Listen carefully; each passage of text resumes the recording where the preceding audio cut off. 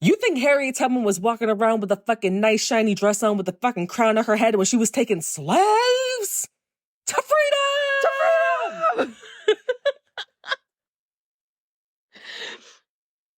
It's like the signing of the Declaration of Independence.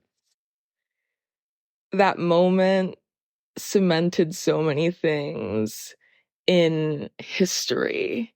I think Nicolas Cage should do a movie where he steals that soundbite from the Apple headquarters. It's just like the SD card. Right. And someone's like, hold on, it's missing. It's missing. It's gone. This podcast is basically our Queen Radio. Yeah. Shout out to Nicholas Minaj. Yeah, happy birthday, girl. This episode's coming out. Oh my God. Your Happy birthday birthday. week. We love a Sagittarius. Fire sign queen. She has the same birthday as Emily, who I think might be listening to this. My college bestie. Happy birthday. Yes, my Emily. queen, my dog. Well, I'm a baddie showing my panty.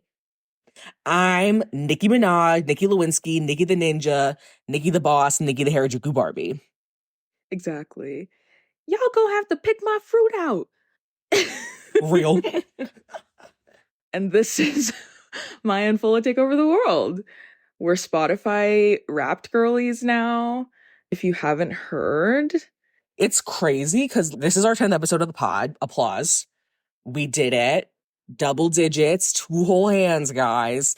It just happens to be Spotify Wrapped Day. Our first Spotify Wrapped as podcasters. And it feels like what I imagine your first Mother's Day as a mom feels like. Exactly. Yeah. Thank you guys for tuning in and listening to us gag for, 2 hours. And we're really thankful for the pod and for you all. And we're really excited for 2024. We got some big things coming. Hopefully you'll be on that journey with us. Exactly. It's like Maya and I were talking and we were like, we literally started this shit in July. Yeah. That's like a couple months ago. Yeah. We're cooking. Yeah. 26 countries. 5 people had us in their top 5. 18 people had us in their top 10. Yeah, and then 138 was in their top 10. I don't know. Exactly. A lot of people. I was like, oh my God, you guys really like us. We have fans and we love you. Fola, how are you doing, girly pop? I'm cold. I checked my phone today. It was like the low is 27 degrees. And I was like, is that not a boy band name? That should not be a temperature. 98 degrees is what they're called. And it's not even December. December is Friday. Yeah. Jesus. Okay, so I have my Aritzia wool coat. That's like my transition coat. And I was like really stretching that shit. I was like, I'll wear a scarf. I'll wear my layers. And I was walking home the other night and I felt like I was delivering the Krusty Krab pizza. And today I was like, you need to be so fucking serious and go put on that North Face puffer. Please. Krusty Krab. Krab. Me and my mini Uggs. Like... Yeah, I pulled out the North Face like a couple weeks ago. I was like, you know what? Let's not even hide. Let's not hide from her. Plus, I missed her. Me and my North Face, she's like my security blanket. I bought this from some man on Depop. Real. A couple years ago. And yeah, I love it. So shout out to North Face. Yeah, shout out to North Face. My dad used to have a fuck ton of North Face. I would be like, Dad, puh. What do you know? Fashionable? Also, didn't y'all live in Florida? Like exactly. My dad would be like, it hit like 50 degrees. And my dad would be like, you need to put on a coat. And it was also like, yeah, dramatique. Now my parents are like, what's the temperature? I'm like 30. They're like, oh my God. And you still have to go to work? I think that like immigrant parents have residual weather trauma from moving to warm climates to colder climates. Because I remember once I was like, it was late August. I was going to a Sweet 16 and my mom was like, you don't want to bring like a little jacket or something? Because I was wearing a sleeveless dress. I was like, girl, the humidity is like 75. I'm going to be inside El Carib eating fucking chicken parmesan that someone's mom paid for. As you should. My grandma came from Nigeria when I was like 13, She came from like my last day of school to like literally the week before I started school. Mm-hmm. And she was like shivering because our house had air conditioning like consistently, and she was always cold. She'd be wearing like her dress because she did the little dress thing, and then she'd always wear like a sweatshirt over it. And I was like, Grandma, Damn. it's 90 outside. And she'd be like, you guys in your air, you people in your air, you can't just sit in heat. No, we Yeah, cannot. Grandma. Welcome to fucking Florida, babe. I feel like I tend to like hibernate, as one should. Yeah. The bears actually like really were right about that. Tends to turn into me like not leaving my apartment. So I've been like going to the movies and stuff, which was really fun. Like I saw Killers of the Flower Moon, which was fucking incredible. Oh my God. And then I saw Napoleon this last week because it was my duty as a girl fucking a white man. It was my constitutional. Okay, I did see this tweet and it was like, the worst thing about Napoleon is that they didn't use like a slowed down version of Waterloo by ABBA at all in the score, which they should have done that for the bisexual girlfriends, but no. No. They hate women. Never. It was shittily lit. You know, the French flag is like this, you know, fuck it, but it's like this beautiful, like, or not beautiful, but bright colors. And then in the movie, like the shit was like navy blue. Not navy and like blue. a deep wine. Why are male directors so obsessed with visco filters and just slapping shit on movies and not having any intention about it? Like, you know, it's like how I was in college when I tried to have like colored grid and I wanted everything to be like green for a specific period. It wasn't even shit that made sense, but it was tinted green because I needed it to be. It's the French. It's the French Revolution. Someone gets their head cut off in the beginning of the movie. The blood is not even that red. Yeah. Okay. Boring. Annoying. I've been wanting to see Killers of the Flower Moon because all the girlies that have good taste are like, you need to see it. I'm very easily swayed. You know, I have sisters, all right? But I just can't find the time to fit it into my schedule. I might go after work on Friday. I left work early. I left work at like 4 because I was like, there's a 4:30 showing and this is like the only time that makes sense for me to go. And I was out of the theater at 8 p.m. And I saw the new Hunger Games movie, and I did have a complaint about it. The movie is called The Ballad of Songbirds and Snakes, and, you know, Rachel Zegler, I don't know how you say her name. She's like the main character in it, or like one of the main characters. Shorty bursts into song, like a lot. It's Rachel Zegler doing the singing? Yes. And the thing about me is, and I made a TikTok about this already, but I hate a singing ass bitch. And don't get me wrong, I love a little tune. Like I love singing a tune with like friends and we're like joking, but if you start hitting runs and like, telling us that we're off pitch and shit, it's like, if you're like putting your hand up to the side while you're harmonizing, exactly, we need to hang it up. Like you have a finger on the ear like this. It's raps enough. I think I've gotten over it, but I used to have really bad secondhand embarrassment about people singing in front of me. It just makes me so uncomfortable. Like I have to turn away and cover my ears. Why are you doing that? Just in inappropriate settings. If we're like a wedding or some shit or like a concert, obviously I'm going to listen. If you're just like singing in class for no reason, you're like singing DMV, seriously? Like, what? No. Have some decorum. Oh my God. Exactly. So I said that. I was like, I just hate a singing ass bitch. And like when I say that, I mean it very lightly. But people were like, you're so fucking stupid. Like, how could you see that the movie was called The Ballad of Songbirds and Snakes and not think that there was going to be singing in it? I'm like, I mean, I didn't read the book, A. B, calling something a ballad does not a musical make. C, they did not advertise that shit as a musical. Right. If they were going to do a little sing-along moment, a little High School Musical sing-along, dance-along, you know, and just made me aware of it, I would have been happy. Right. I would have been perfectly fine. Because you didn't know what you were going into. I didn't know what I was going into. And, you know, the girls who liked it. I simply didn't. And all my bad bitches with taste didn't really like it. I'm sturdy, solid in my position. Period. And then finally, I feel like every week I talk about a new documentary that I'm obsessed with. So this week, it's the Love Has Won documentary. Have you seen the trailers for that on HBO? I fear I have not. I'm scared. It's this white woman, and she calls herself Mother God.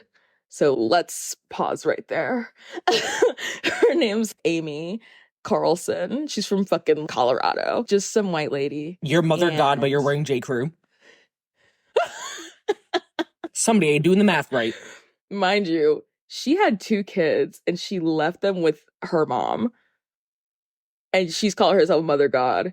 And all the people in this little cult are calling her mom. This might be a spoiler, but like the beginning of one of the episodes, they show her daughter doing like a TikTok story time about like how my mom joined a cult. Apparently, like the beliefs are that like she like gets messages from Robin Williams and he tells her what's going on, and he told her that the Galactics were coming and she was going to ascend, but she needed to be 103 pounds to ascend. So she had to eat a very strict diet of shrimp cocktail and crab legs. It was insane. And so basically the woman, like, she dies at the end, and like her dead body is horrifying. It's crazy. And then the people in this cult drive it around. Like they put it in a sleeping bag and they just travel, like they crossed a bunch of state lines with it. Wait, how did she die? Or is that like a big spoiler? She died of a bunch of stuff. Probably mercury poisoning from eating all that Right. shrimp. According to them, she had to drink a lot of alcohol because she was like carrying the weight of the universe because she was God. So she had to drink a lot of alcohol and smoke a lot of weed. And was that she literally died from like organ failure, and then her legs stopped working. It was crazy. Like people had to carry her around, and it's an insane documentary. Like I was like, oh my God, I'm going to spoil it. There's still so much shit. And the fact is they talk about it so matter-of-factly. They're like, yeah, I mean, the Galactics said they were going to come in a spaceship and take her. So, and this is the second documentary about a cult that I've seen that's like white people bastardizing indigenous spirituality and spirituality aspects from brown people, and, you know, turning them into Shopify businesses where they sell things for $22.22.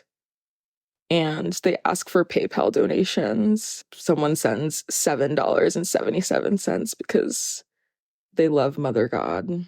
I don't know, a shrimp cocktail and alcohol diet? Is she a waitress at a casino in Las Vegas? Like, what the fuck? Because that sounds like some shit I would do if I worked at a casino in Las Vegas. The Galactics told me, like, I really need to just, like, eat crab legs today. And they'd be like, yes, Mom. You have to watch it. It's fucking crazy. It made me feel insane. Is she a teenager working in Ocean City for the summer? Like, I don't... Mind you, Shorty was, like, 45. And, oh my God, there's so much tea in this documentary. She would have these men called Father God, and they would be just whoever she was like fucking at the moment. There was one guy, the first guy was like this old ass man, and he had a long beard, and he was like, I was the original Father God. And then there was a guy named Michael from Brooklyn, and he was Archangel Michael. And then all these guys were just like, they would just interview the guys and they'd be like, yeah, I was a second Father God. We had a lot of sex and smoked a lot of weed. And like, it was just like, oh my God. Like, it just doesn't seem serious, but it's so serious to some people. They're like crying in the documentary. I thought it was crazy. It made me feel insane, but it was so fun to watch. It's crazy because it's like, those people can vote. Oh, and they're fucking QAnon people at the end are like, oh my God, if you see Q on people's cars, you know that they're like understanding what Mother God is doing, and this is all part of the Great Awakening and all that shit. Jesus. Oh my God. We need these bitches going back to Mass. No, literally. And honestly, we have a New Year's episode planned. So I've been working on my ins and outs list for that, which is also going to go on TikTok. And low-key, I think we could use a religious resurgence in this country. And like a fun one. I feel like people have a tendency to make religion like unfun. And I feel like a lot of people would be like, oh, I can't sin. Da, da, da, da. It's like, you know what? Fuck you. That's the whole point of us being here, is that so we can sin and have a good time. Right. I feel like we can make religion really camp because like you talking about her only eating shrimp cocktails or whatever. I'm like, maybe we need to bring back the 7 deadly sins and hold people to those standards. Because why are you living off of shrimp cocktails and crab legs? Like, come on. At your gigantic age. Anyway, enough about me. Maya, what's good? I'm good. I'm having an eventful week. But ultimately, I'm doing okay. I am doing like a sobriety week. At the end of every month, I don't smoke for a whole week, so I don't get addicted to weed, I guess. It makes sense in my head if I don't think about it too much. And coincidentally, my sobriety week this week, there's been some happenings, there's been some shakeups, and I fully was gonna go home and smoke weed when I got home. And I actually decided to make a highs and lows list on the subway while listening to Moneybagg Yo, as one does. And I was like, wow, these 3 things did really suck, but I also had so many other good things that happened this week. And I am in control of my emotions and my reality. So shout out to DBT. My therapist is going to be so gagged when I tell her that on Friday. She's going to feel like Steph Curry. I'm happy for you. Hoodie Shorty's on Twitter. I had a big chuckle about that. First of all, because Shorty was like doing her concealer and telling the story, being like, my boyfriend's fucking hot. Did you see the boyfriend? He was cute. Oh, he was cute. I was like, okay. He was a hottie. See, yeah. Like there'd be a little issue. I mean, it felt like I was like Judge Judy, you know, when they come and they just tell their sides of the story. And I thought it was crazy because it's, I don't know, like you couldn't just call each other. Now we're in it. Right. I don't know if you guys saw it, but it was this tweet and it was like 2 videos side by side because you can do that on Twitter. What's the fucking Zola tweet? You want to know how I fell out with this bitch? It's kind of long, but it's full of suspense. I remember reading that on the bus. Literally like year of high school. I'm like standing at my locker reading it. Oh my God. That was an era. Oh my God. She was like, oh, do you want to know why I like fell out with one of my friends? Oh, this friend I have, she's always acting weird around my boyfriend. She brought him a sandwich. She's obsessed with him. She took his hoodie and she was wearing his hoodie and posting it on Instagram being like, oh my God, this hoodie is so cute. And also, I'm absorbing your language because I've been saying a lot. So, you know, native New Yorker. But anyway, but yeah, they were like, you know, she was like, so she had her side of the story and then the friend like rebutted like everything. And she was like, honestly, I just steal everyone's hoodies. So like I didn't. And I was like, hold on. Are we 15? Are we on the summer age from pretty? I just steal hoodies from everyone. Like, bitch. Girl. First of all, hoodies are expensive. I wonder how old they were. It's gotta be like college. Well, no, because they were talking about like, oh, I gotta give him this thing before work. And they live together, I think. So it's like either college or very early professional adulthood. But still, it was like, it was very juvenile. Yeah. Yeah. But I thought it was interesting. Like, I did have a little giggle about it. So I just have a lot of mixed feelings about it. Ultimately, I think mostly I'm indifferent, but on one hand, I'm like, that just seems like a really sensitive thing to air out on TikTok while you're, you know, baking your under eye concealer. And it's no way she didn't think that the girl was going to see it somehow. Because like, even if it didn't go as viral as it did, you guys live in like the same geographical location. You know, you have to know how the TikTok algorithm works if you're doing a get ready with me in a story And they time. probably have mutual friends. So like someone could have literally just sent it to the other girl. Exactly. Yeah. Right. Like that feels to me like a close friend story post. And even that is a stretch. Also, I didn't like how the second girl had a rebuttal and an explanation for everything. I thought that was very odd. And also the situation happened like a year ago and she just had an explanation for everything. She was like, and I made him a sandwich with pumpernickel bread and I got the light Hellman's mayo and I had a beautiful heirloom tomato that I salted lightly and then put on the bread. I'm pretty sure she bought the sandwich, but still. She was like giving mad details. And then she had a whole video on her TikTok of her like styling the hoodie that she stole from the guy. Okay, she's kind of weird. Yeah. And it was a black Nike hoodie, girl. All this over...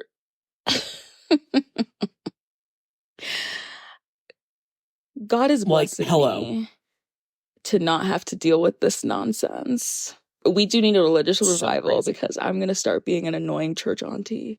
Low-key, I might start going back to Catholic church. I think I need that Sunday ritual, and also, they be kind of cooking. Honestly, yeah, the wailing and gnashing of teeth, yeah. And also, y'all should have shame. Because to steal the hoodie and keep it, because even that I can understand. I'm a procrastinating ass bitch. I can understand, I just forgot to give it back to him. It slipped my mind. I love to push things off. But to be styling the hoodie like your boyfriend gave it to you, crazy work. Crazy work. Yeah. So I feel like in my Judge Judy judgment, it's like they're both wrong. Leave my court. Yeah. You guys, this really could have been a chit chat between the two of you. I was talking about at work today. People don't scream fight anymore.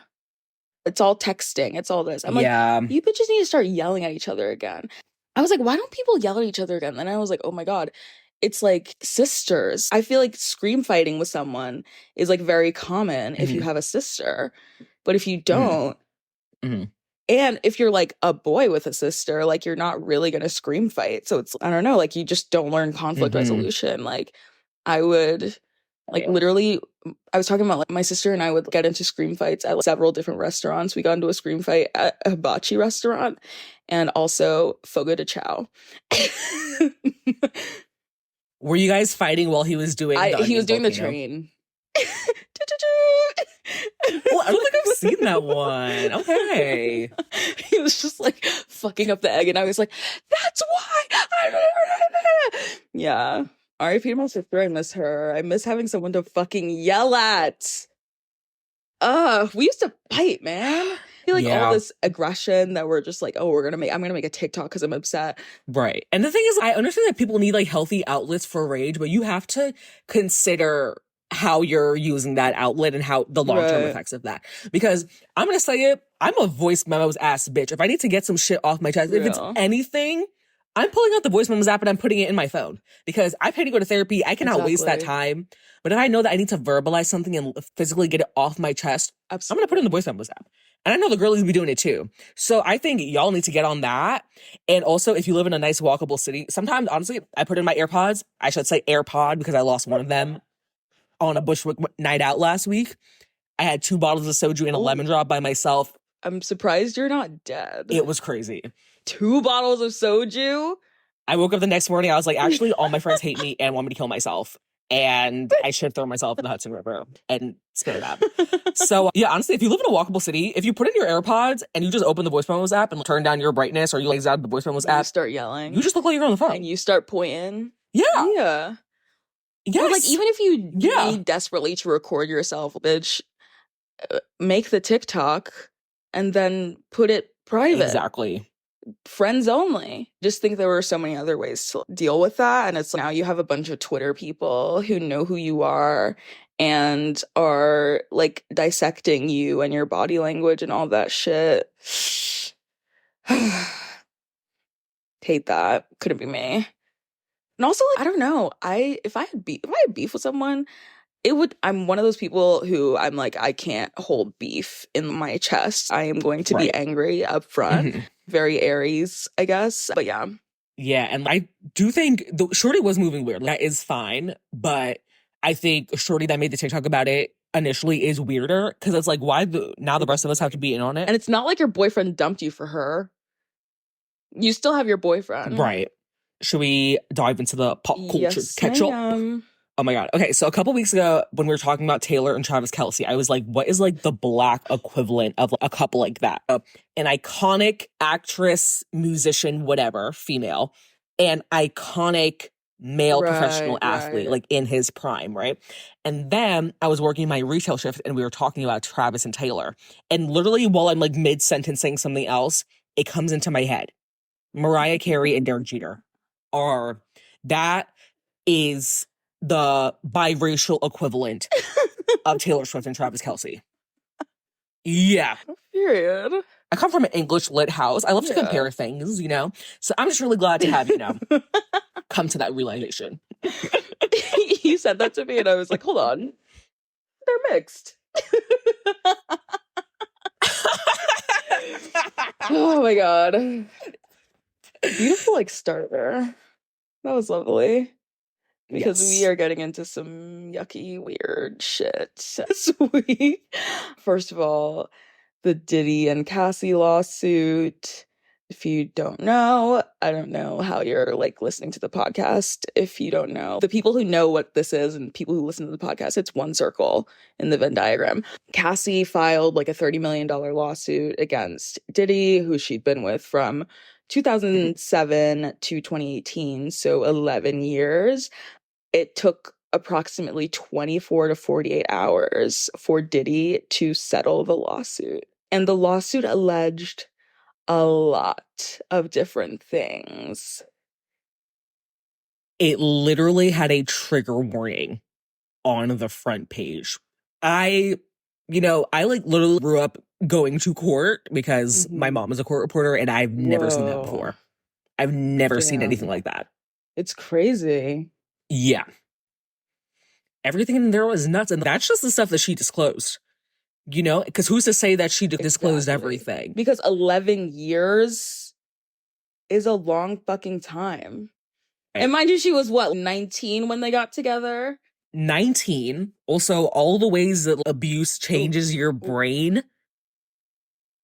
I'm glad my sister is still here with us. I'm glad she got her fucking money.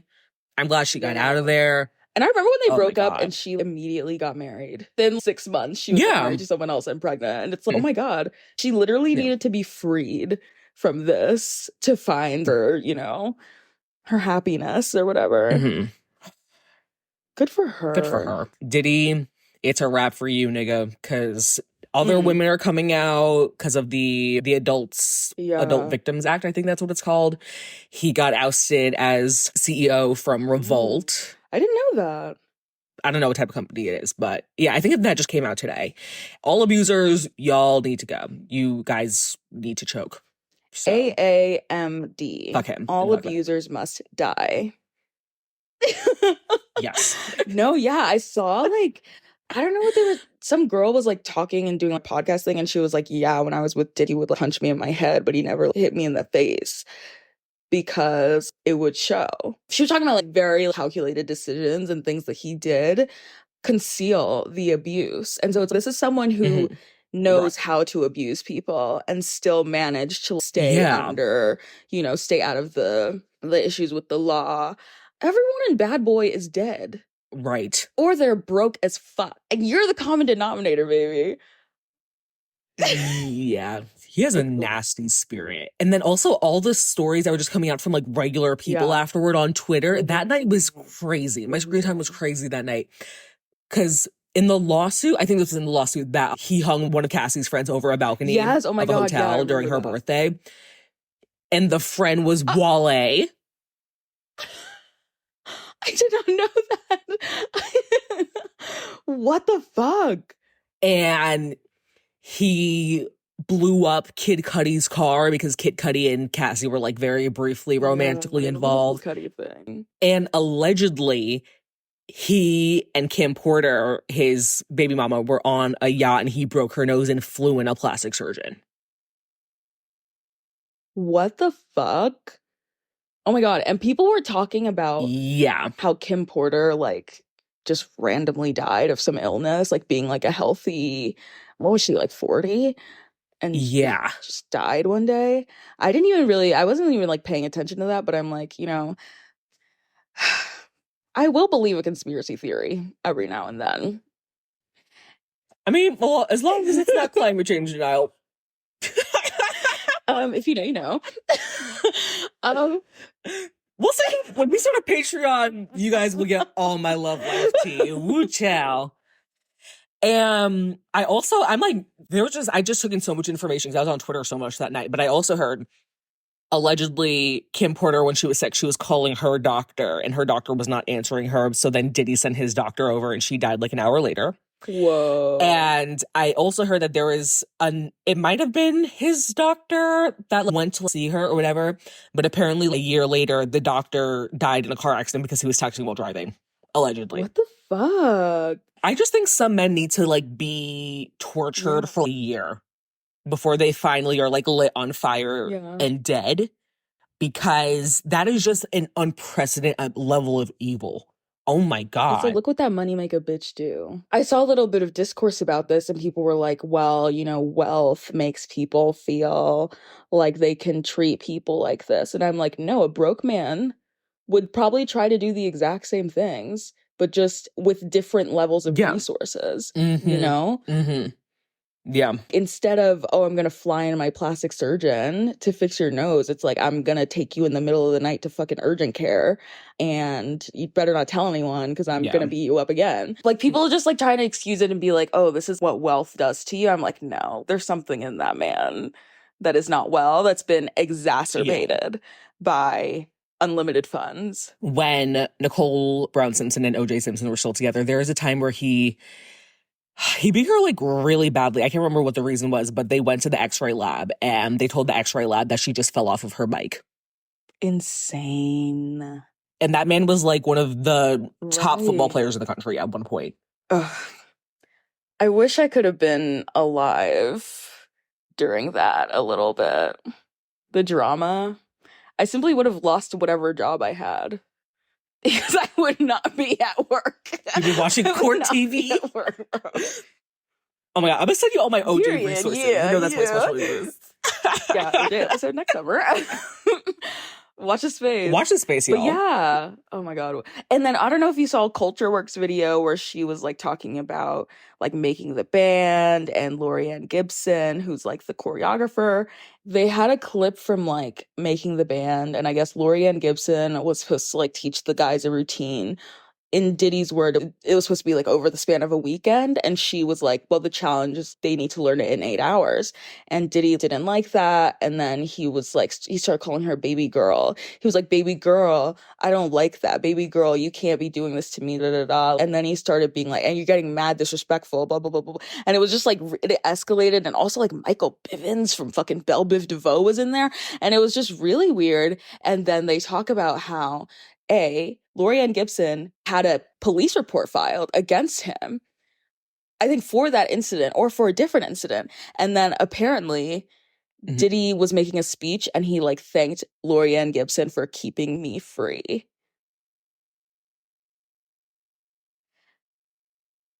If I say the things that I want to happen to that man, the government's gonna put me on a list. But y'all know where I stand already. Just nasty work. I'm glad she like got her money, but like, imagine if they went to trial, bitch.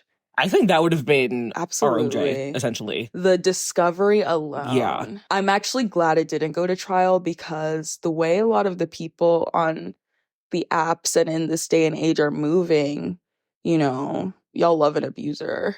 Y'all love a smear campaign. And Diddy would have put every dollar he had to calling Cassie a slut and calling her this and this and that and making everyone turn against her.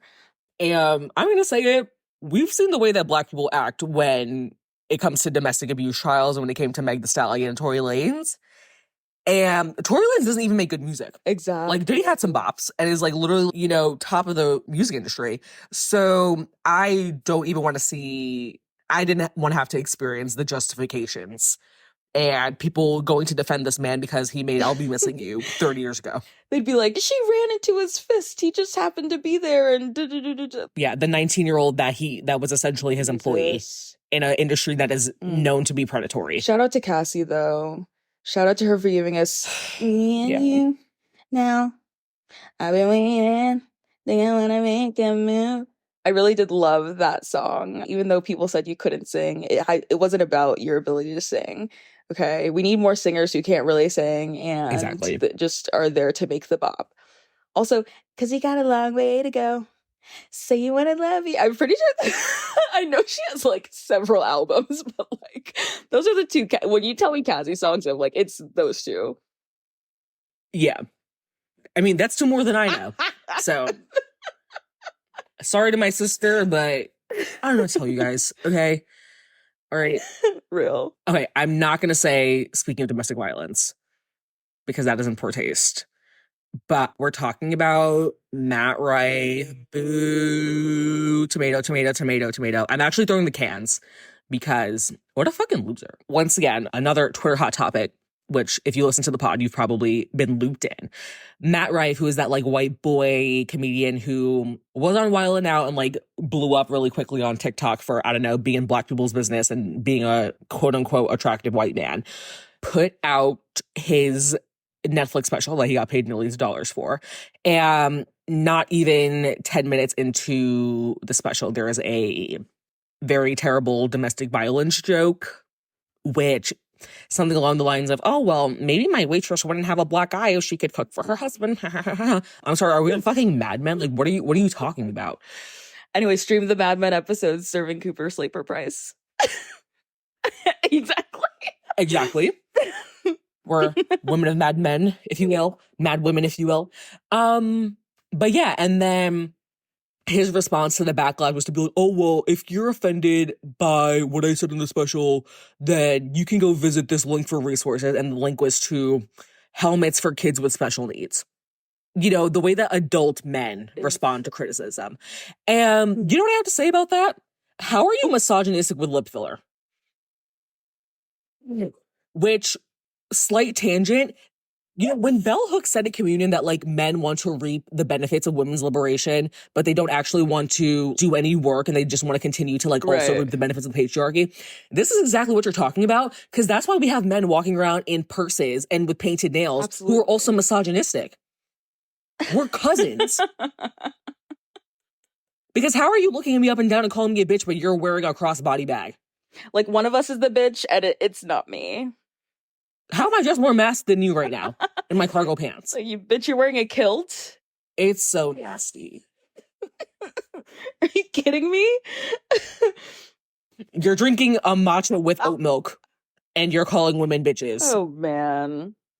I'm sorry. Bring our men back, please. Bro, when we get the soundboard, it's wrapped. That button, it's going to be just, oof. Bring our men back.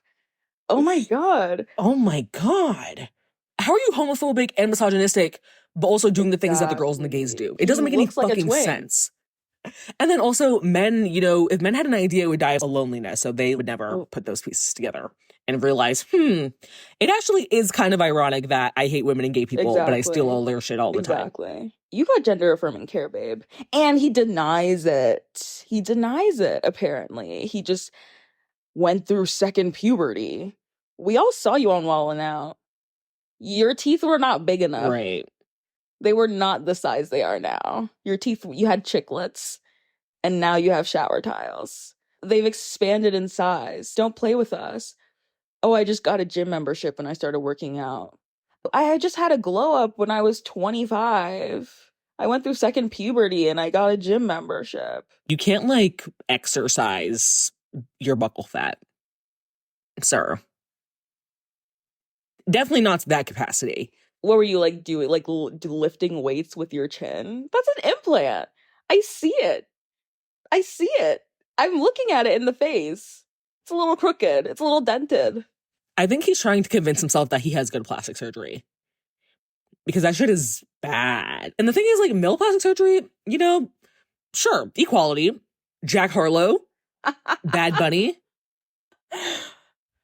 Absolutely. Great examples right there. And, you know, like, don't give us a reason to zoom in on your face. Yeah. Now we're looking closely. It's not eating. You have multi-million-dollar deals with Netflix. Your filler's migrating. Crazy work. He looks like, I was saying to you yesterday, I was like, he looks like he would be an animatronic at Disney. But I think that if Disney were to have like a Disney XD park that like, nobody went to, he would be an animatronic there. He'd be a little glitchy. It would like, he'd say the thing, but then it would be like, oh, this kind of, it always stops at this part. We're trying to fix it. But no one comes here anyway, so. He could definitely be like on the Chuck E. Cheese stage. Yes. And I wouldn't. Yes. I wouldn't know a thing. I'd be like, oh, they got a new guy. Oh, I thought you worked it. Aren't you supposed to be up there playing the guitar? Also, the whole thing that he's, oh, women made me famous because I'm attractive. And so now I want to alienate my female audience and make things for the boys because that's what I want to do. I don't want people to just think I'm hot, and I shouldn't be famous just because I'm hot. I should be famous because I'm funny. I mean, you're not famous because you're smart, because that is very stupid thinking. Alienating your primary audience and saying you actually don't like having them as an audience, especially when that audience is women. The fact that women are literally, that is the audience you want to market to, because they buy shit. Women buy stuff. He's like 29. He's a stand-up comedian. He didn't watch John Mulaney's trajectory and like how that was largely because of women and because of like young women who engage with him and his work. Like he's not like he probably has a male fan base, and it's definitely not as it's definitely disproportionate to his. I'm thinking like all the white dude comedians that are like very famous, it's like they have hella female fans. Bo Burnham. Yeah. Hello? That's the only other one I can think of. But yeah, even like the Jimmies, the late night Jimmies, it's like, it's the women staying up at 11 p.m., you know, doing their little crochet projects and playing Spider Solitaire and also watching fucking Jimmy Fallon. You know, they're keeping food on the tables. So I think you're famous because you're hot and not because the brain is braining. Because if I was him, I would have started my comedy special by being like, you know what? I love women. Women are just women. I just love women. And I would have spent 10 minutes just being like, I'm so grateful that you guys think I'm hot. And then also he could have gone like existential with it and been like, oh my God, I got plastic surgery. Maybe people only like me if I'm hot. Maybe, what if I got ugly again? Then what? Would I still have my fan base? Yeah, why don't you have a female existential crisis if you like women so much? Was his team like, oh yeah, we should go the Dave Chappelle route? Dave Chappelle was like an established comedian for many, many years before he went on like his canceled era tour. You're literally a nigga that was on TikTok. What does it really translate to at the end of the day? Right.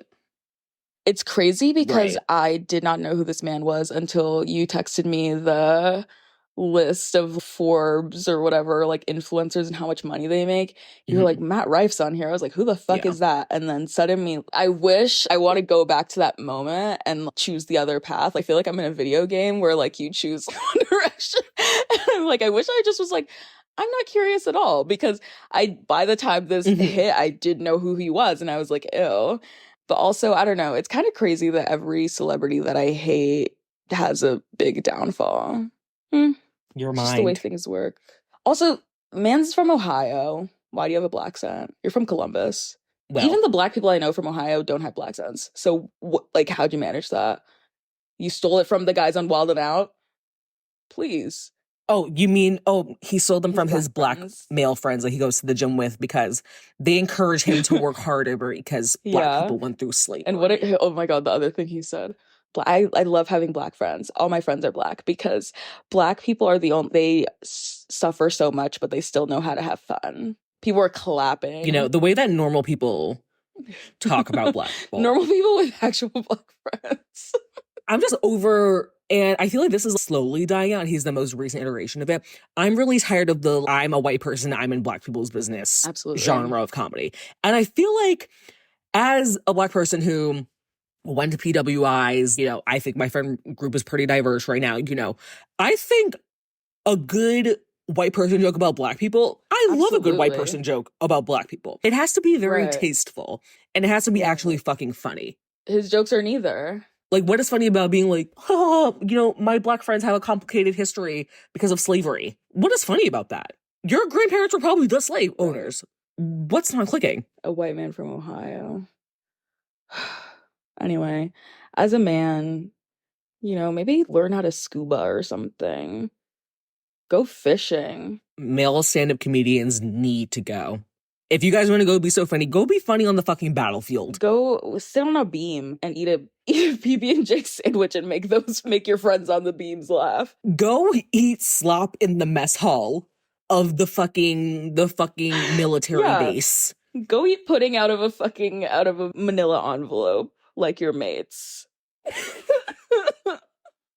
Male stand-up comedians, like, I'm very particular about them. I don't think men should be doing stand-up comedy. The amount of self-importance that you have to be like, oh my God, I'm so funny. I'm gonna go tell jokes to other people and do that for a living. Who told you that you should do that? Exactly. Why do you think that some random people in a bar, some random people at the fucking Comedy Cellar who never heard of you a day in their life want to hear your little jokes? You're not interesting. We never found you funny. We never found you entertaining. Right. There's a 12-year-old Black girl sitting in the back of her pre-algebra class, cutting up and making better jokes, better structured jokes. Hello. So let's, if we're really Oh gonna my get God. into it, you know, I don't know. Also, the fact that comedy relies on you having had adverse experiences. I'm just the bitch that makes the biscuits. All right. I said that to someone and they didn't get it, and I was like,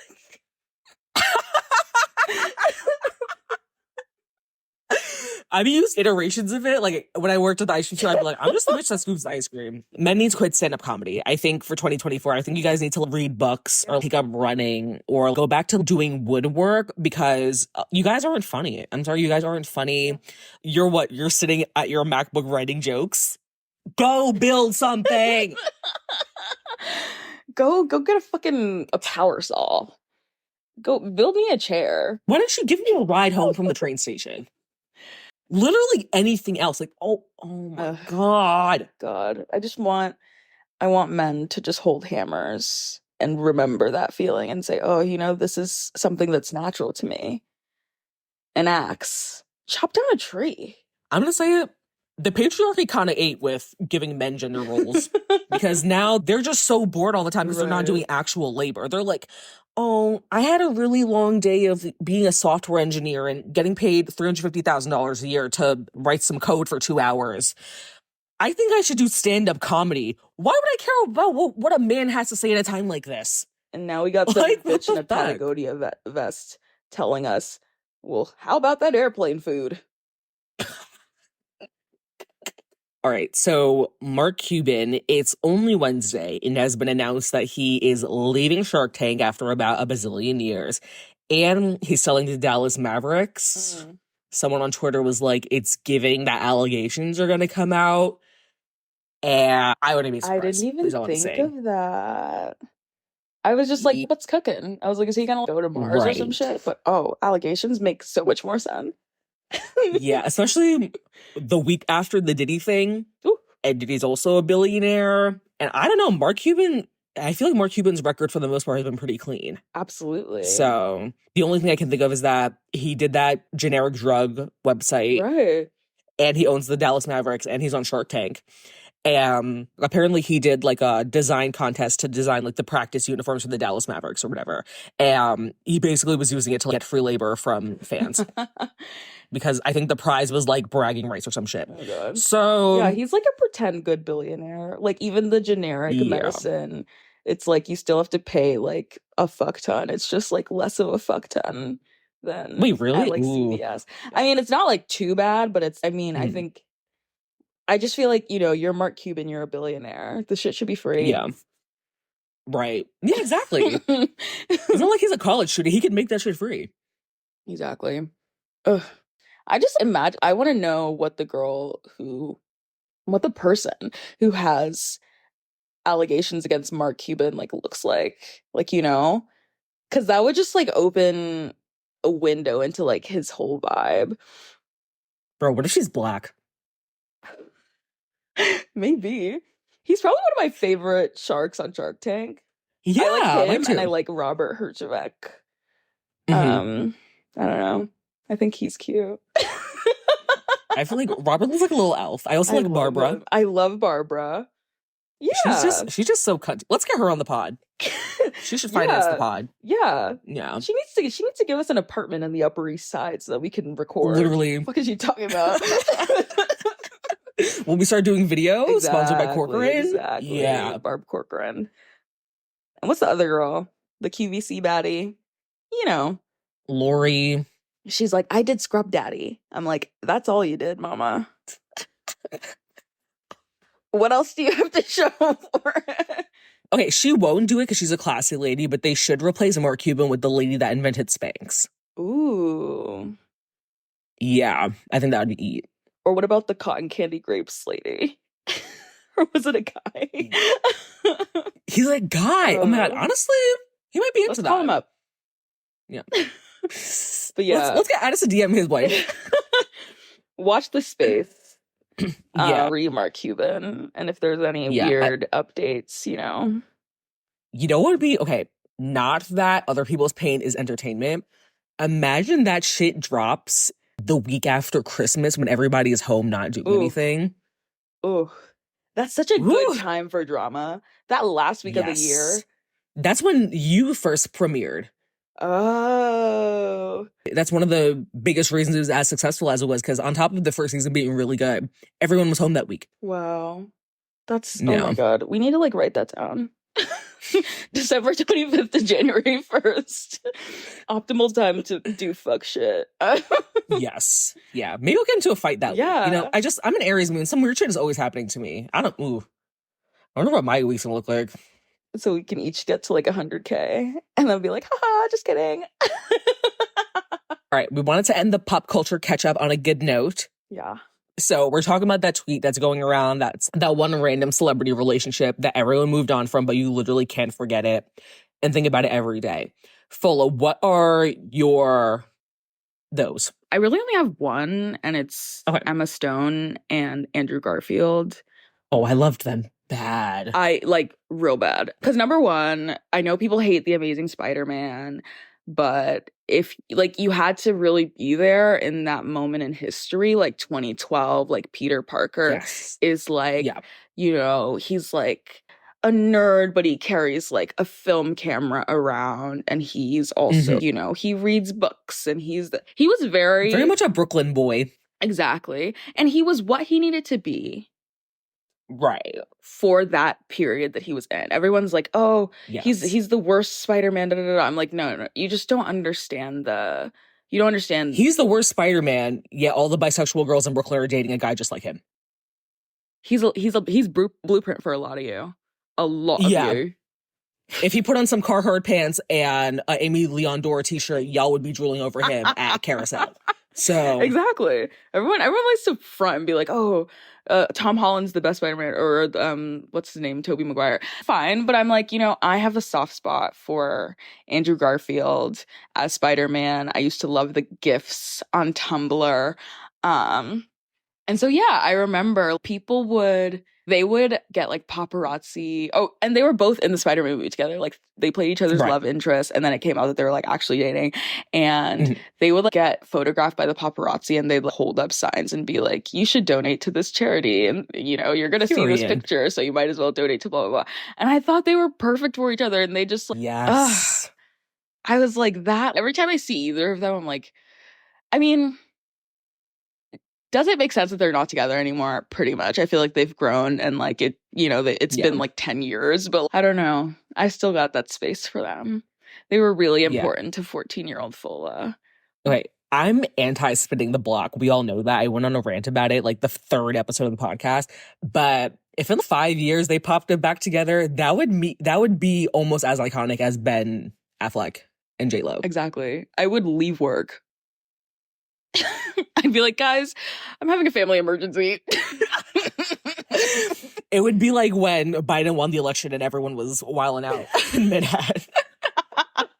That was a fun day. I wish I could have been there. I was in my house in Tampa.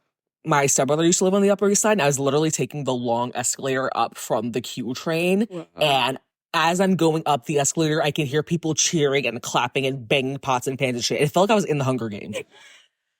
And it was just a good time. Some people gave us American flags on the street. It was really wholesome. It was really cute. Wow. It felt like when World War II ended. D-Day, right? Yeah. Kiss someone in the street like that guy did. There's that picture. I don't know. Did you see any couples in those quote tweets that surprised you? Just the ones that you sent me, honestly. Yeah. I was just like, what the fuck? I'll ponder and then come back to me. Okay. I'm a Cancer Venus and a Cancer rising. Disgusting. It's hell in here. It's horror. So I have a couple lined up. Meg Ryan and Dennis Quaid. I say that I know if I was alive and I was in the streets when that news broke. Yeah. 90s power couple. So sexy. So talented. Good grief. Lindsay Lohan and Samantha Ronson. I remember exactly where I was when that news broke. I was in JFK getting ready to go to Canada with my family, and I was like 9 years old. I was like, oh my God, Lindsay Lohan's a lesbian. And I think that was like the inklings of my gay awakening. Wow. Because I was a Lindsay Lohan stand down. But also my Sure. grandparents were like homophobic and Catholic or whatever, and I was with them. So it was complicated. We But love- I think about them all the time, especially the fact that Samantha Ronson is Mark Ronson's sister. Oh my God. Zendaya and Jacob Elordi, that was very short-lived. And I will say, I did have pictures of them on my 2020 vision board, and I think that's why that was the worst year of my life, because they're not together anymore. Okay, because they're both hot, you know? Exactly. I love a couple that I would fuck both of the people in the couple. Exactly. And of course, Mariah Carey and Derek Jeter, but we talked about them already. Yeah. As far as ones that I saw in the quote tweets I had no idea about and that gagged me, Amy Poehler and Will Arnett, let's run that back. Insane. Because, oh my God. And also, Will Arnett was on 30 Rock, and I'm like, oh, that makes perfect sense, because Right. Amy Poehler and Tina Fey are best friends. Also, Sandra Bullock and Matthew McConaughey, I never knew about those two. I did not know. Yeah. I don't know if they're so hot. I do love Sandy Bullock. That's my sister. Matthew McConaughey. He's just kind of like a dumb man. He's kind of like Nate from Gossip Girl in that way. He's just Yeah. like, Just there. Like- around. yeah. He's a himbo. There's the Beyonce performance where she's like at the Country Music Awards singing Daddy Mhm. Lessons. There's a shot of him Yeah. like beating his chest to the rhythm and just really feeling it. And, you know, I appreciate that. So, yeah. Also, I was trying to confirm this when I was talking to Fola about it earlier this week, but I think I heard that Matthew McConaughey was dating, or he had just stopped dating Janet Jackson at the time of the Super Bowl incident. So, Oh, yeah. just throwing that out was there. the one that I was like, what? Yeah. Bad gag Yeah. me because what the fuck? Yeah, I know he'd be streaming the fuck out of Hey Soul Sister. He's definitely like I love the do ass nigga. It's like, yeah. How long did that He's take? like, how long did that take you? Is it hot? Is it hot under there? Is it hot in there? Does it hurt? Is that your real hair? Oh my God. Ooh, all right.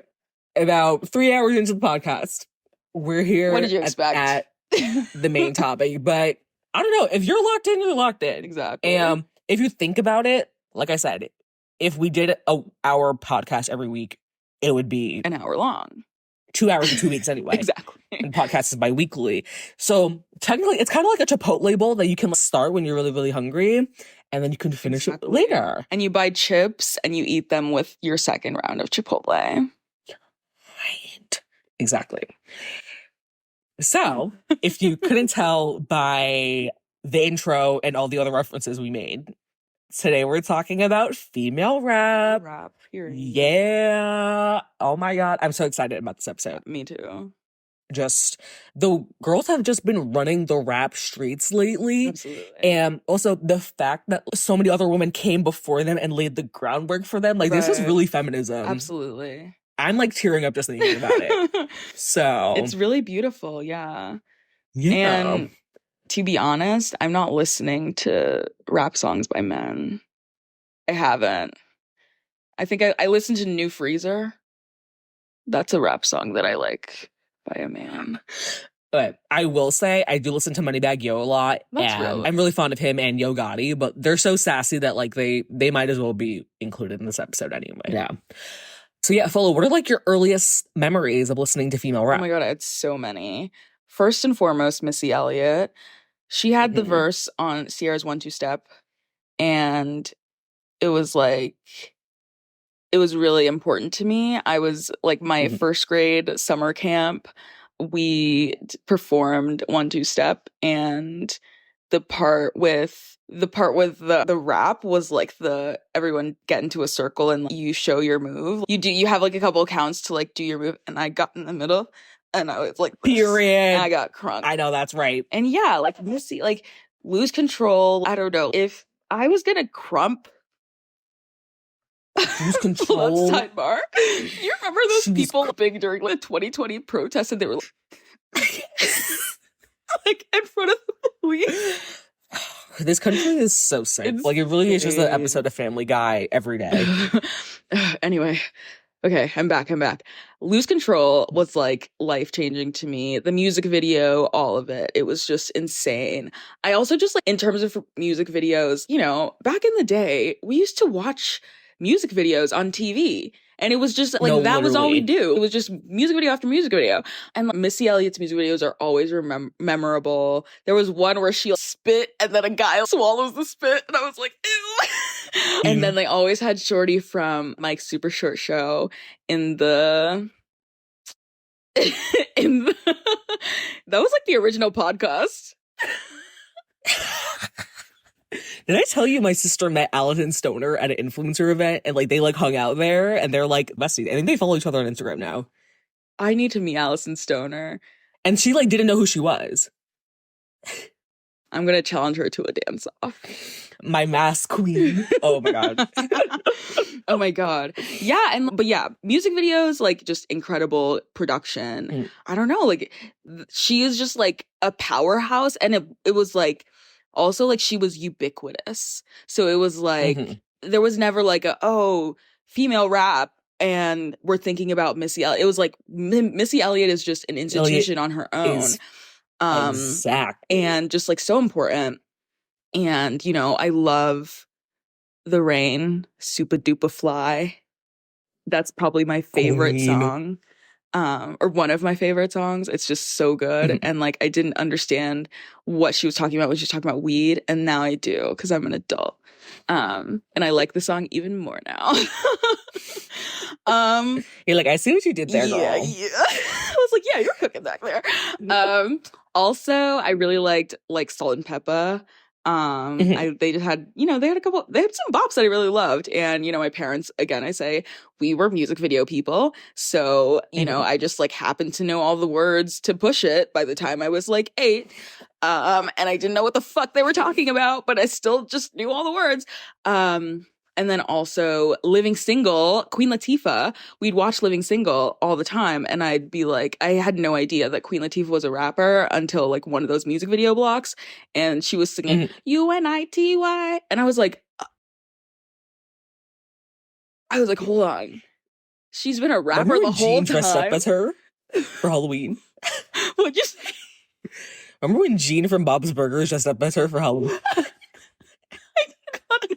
That's my dog. I love him. She's such an icon. Lesbian queen.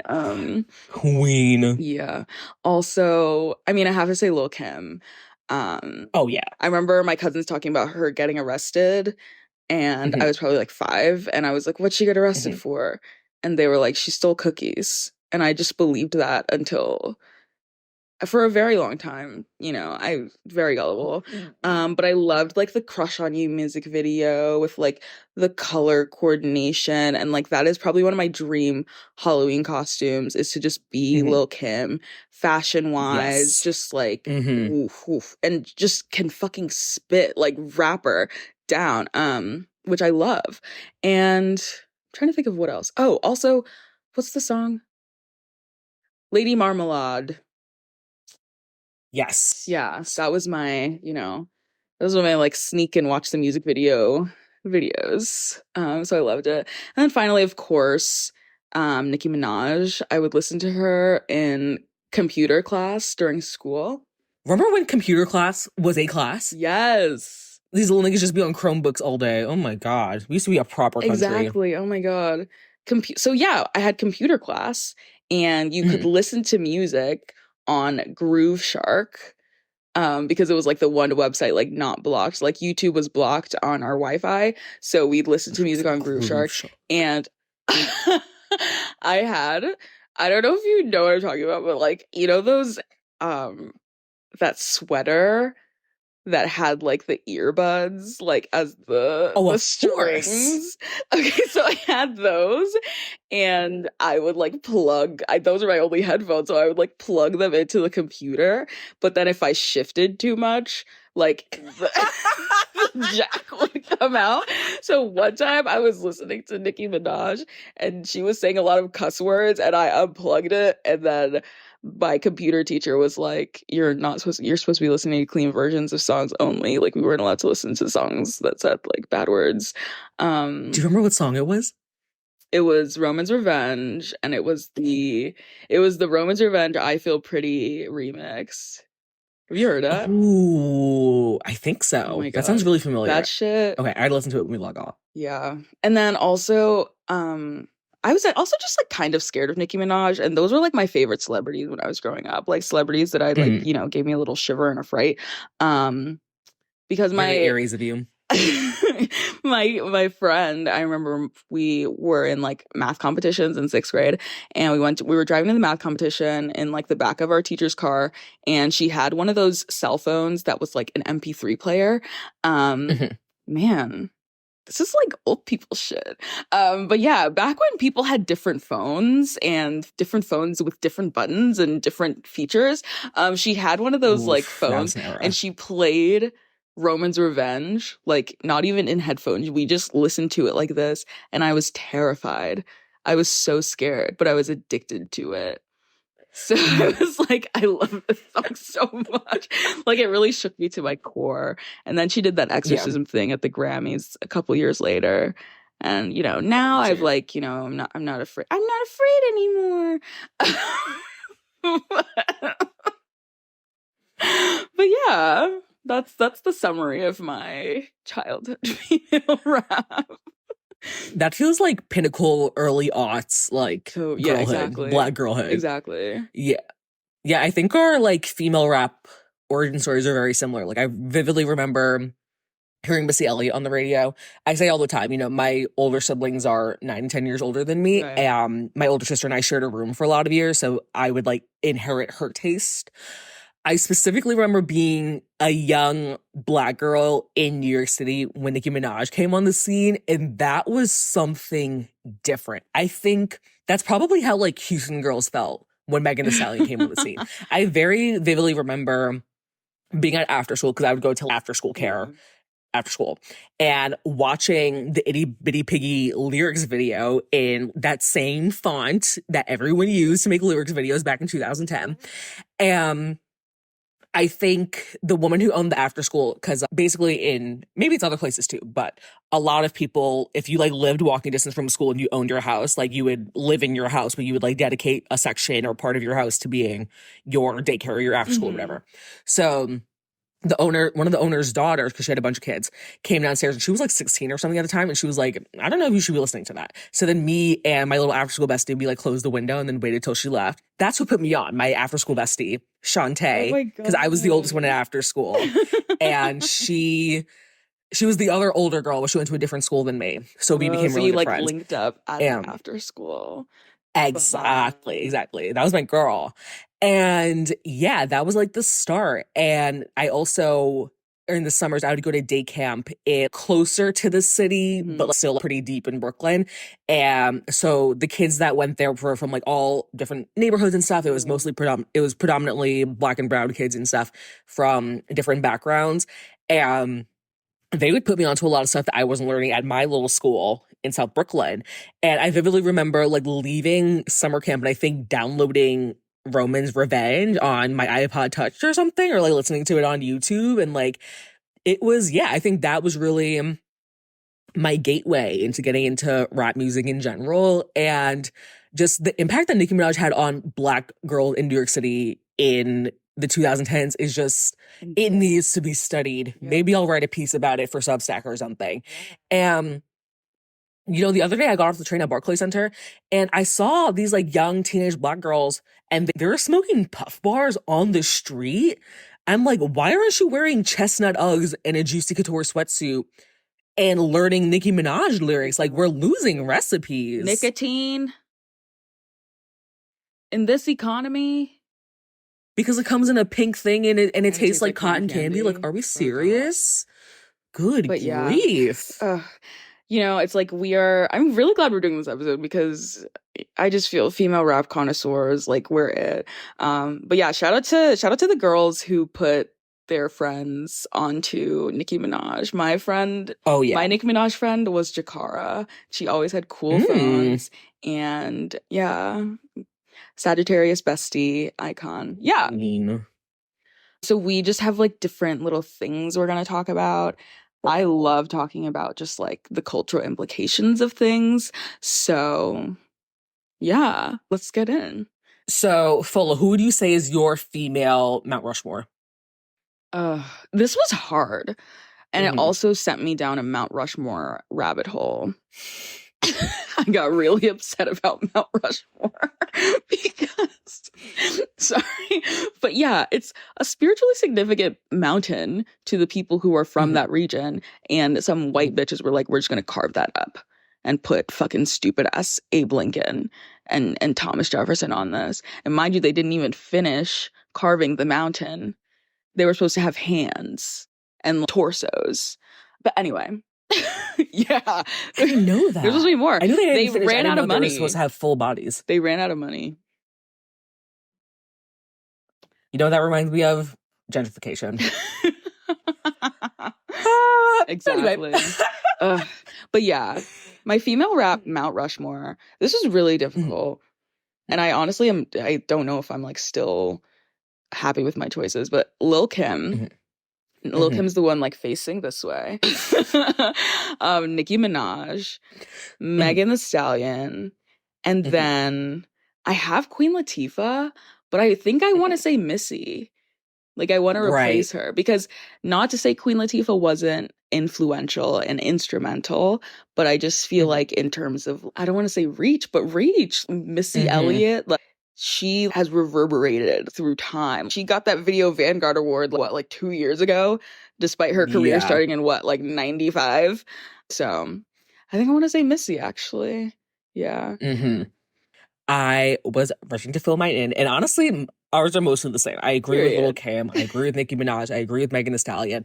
I don't really know who my fourth would be because, like, the names that are coming to mind are women who I really love and admire, but I don't know if they're like Mount Rushmore worthy. For real. Like, I love Cardi B to death. I really love that she came on the scene with a hit single, a hit album. She was literally just a girl making videos on Instagram, and now she has a baby, Two babies. or two, and a husband, and she's just gonna hop on a track and make it better.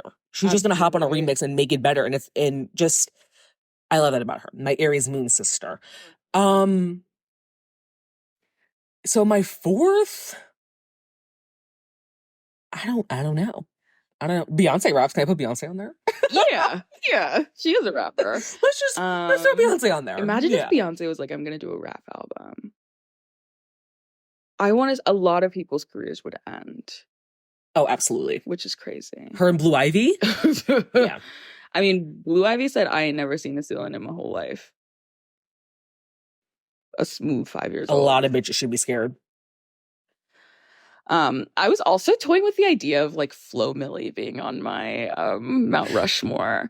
Okay. I say this because I'm thinking about, in terms of Mount Rushmore, like the people on Mount Rushmore, they're like the people who like are seen as the most impactful. And I feel like Flo Milli, in terms of this new age of rap girls that we're in, like she very much was like one of the pioneers of it in a way, you know, just like talking her shit on a rap song. Exactly. And didn't really get a cosign from a man, just blew up because, and yeah, I don't know. I just like, I love her. Yeah, I feel like she really helped usher in this era. I feel like we're in like a female rap renaissance right now. Absolutely. That's not up for debate. But also I feel like her style is so distinctly like, she is talking her shit, but like she's very feminine and like her beats are very like girly, and like I like the juxtaposition of like, I'm gonna tell you that you need to eat my pussy or get the fuck out. Exactly. And it's gonna be on this beat from The Princess Diaries, actually. Like icon. Wait, someone needs to sample Miracles Happen. I need to call Ice Spice. Megan Thee Stallion. And let's get Anne Hathaway in the video. Yeah. Her and Jeremy Strong. We need like all these fucking reboots. The one reboot I need, Princess fucking Diaries 3. Y'all don't want to give me that. But we're rebooting fucking, I don't know. We're rebooting fucking Chronicles of Narnia, bitch. Anyway. I didn't watch that shit the first time. I liked Chronicles of Narnia. Yeah. But yeah. Yeah, I think there's like, I feel like if Mount Rushmore, like, you know, in my ideal world would have like 20 bitches on it. But yeah, it also wouldn't be carved into the side of a mountain. Yeah. It would be in a museum, like a normal piece of Exactly. art. Jesus, like a sculptor. Ooh. You want to make a sculpture? Fucking get some clay, bitch. What the fuck? Where is the female rap museum? Real. What is Eric Adams' plan about that? Because there's a Jackie Robinson museum in like the like Tribeca Canal Street area. Oh God, I didn't know that. Do I ever see anyone go in there? I'm gonna go ahead and say no. Money laundering. But yeah, if El Churro can stay open, we can have a female rap museum. I was gonna say move over El Churro. In DC, there's the National Museum of like African American Art and History. And there is like, there's a part where you like walk up and it goes through like culture and stuff. And so there's like a piece of it I remember that was like dedicated to rap. And then there was a piece of that was dedicated to women in rap. So I think it just like does highlight like historically, you know, there have always been women in hip hop, which I think a lot of people like to forget. But it's since its inception, there have always been women eating this shit from very early on. But yeah, our next thing is 5 female rap songs we are taking to the grave. All right, so this was tough. I probably did more than 5 just because I couldn't decide. So I have certified classic, Suck My Dick by Lil' Kim. Right. That's my girl. I don't know. A New York Woman Down. Real, okay. Real. Stolly Freestyle by Megan Thee Stallion. That's literally the song that made me a Megan Thee Stallion stan. Because I was like, I listened to like 1 or 2 right before it. And just our songs of hers I just particularly am not a huge fan of. And then I heard Stolly Freestyle and she was rapping like 90 words a minute. And I was like, oh, I'm actually in love with this woman. She's incredible. And that's literally the song where she says, your favorite rapper used onomatopoeia. You don't want to hear her, but you only want to see her? Oh. Like, hello. Can you bitches even spell onomatopoeia? No. Itty Bitty Piggy by Nicki Minaj. I mean, come on. Oh my God. Of course. It really is probably, it might be one of the best female rap songs ever. In my humble opinion. Like, it's so when she like stops the song and then picks up this. Yeah, she's like, actually start from the beginning. Like, you had to be there. That's going to be on my birth playlist. Because, like I said, the New York girls they're not learning Nicki Minaj lyrics anymore. Exactly. My kids are going to be ready early, okay? They're going to hear, affiliates, nigga, and they're going to know we're spending the entire Saturday cleaning. Yep. And that was Soulja Boy's beat. I think if we're going to do women in rap, Soulja Boy is a woman in rap. He's going to be, he's my man who's actually a woman in rap. Oh, love it, even Let Me Blow Your Mind by even Gwen Stefani. I've rediscovered that over the summer because Gwen Stefani like included it in a TikTok and I was like, oh, this song is actually amazing. Like they actually chewed. And Gwen Stefani, mother, my cultural vulture queen. The Plain Jane remix by A$AP Ferg and Nicki Minaj. If you get it, you get it. Yeah. Just, the beat is insane. A$AP Ferg is really good on that song. Yeah. And just Nicki Minaj just improved the song. And then also he rewrote some parts of his, oh my God. Just, if you haven't heard that song, I don't know what to tell you. It's too good. It's too good. And last but not least, because I think this was one of my top songs this year, Make a Bag by Megan Thee Stallion and Moneybagg Yo. It's actually from Tina Snow. Oh, wow. Her first EP or LP or whatever. And I think that was before she Moneybagg Yo dated, but it's so fucking good. And then Moneybagg Yo, that's my sassy king. All right. I really do respect Southern rappers, especially Memphis rappers, because they're not afraid to be a little bit zesty and have a little bit of fun. And the two of them together, I need them to work together more because that is a masterpiece. Absolutely. Yeah. I love a good regional rap moment, you know? Southern rap. Yeah. West Coast. I just like, I feel like Northeastern rappers, I'm not as loyal to them. I think they just take themselves too seriously. They're like, I wore a Yankee fitted and a North Face puffer jacket, and I have Timberland boots. They're like, I'm rapping in 0-degree weather. Right. Like, okay, like, I don't know, should we throw a party? Should we invite fucking Jay-Z? I don't know. Like, I want something that I can shake my ass to and that's a little bit zesty. Exactly. Moneybagg Yo, I've been thinking about this all week. Moneybagg Yo often gets compared to William from Girlfriends because people say that they look alike. And this man literally said on a song, surrounded by bitches, I'm looking like William, but they ain't my girlfriends. A Northeastern male rapper would have been so in his bag about it, he would have been like, I have to write a diss track to William from Girlfriends now. Exactly. Like, and he just put that shit in a song. Like, if somebody said that he raps like he does hair. If you're getting zesty allegations and you lean into that, like, think. Hello, Matt Rife. Think. Like, yeah. Just, and he always has a good beat. Yeah, so that's my top 5. I think I know by heart at least 4 of these. Real. I love knowing rap songs by heart. I know it more than anything I learned in school ever.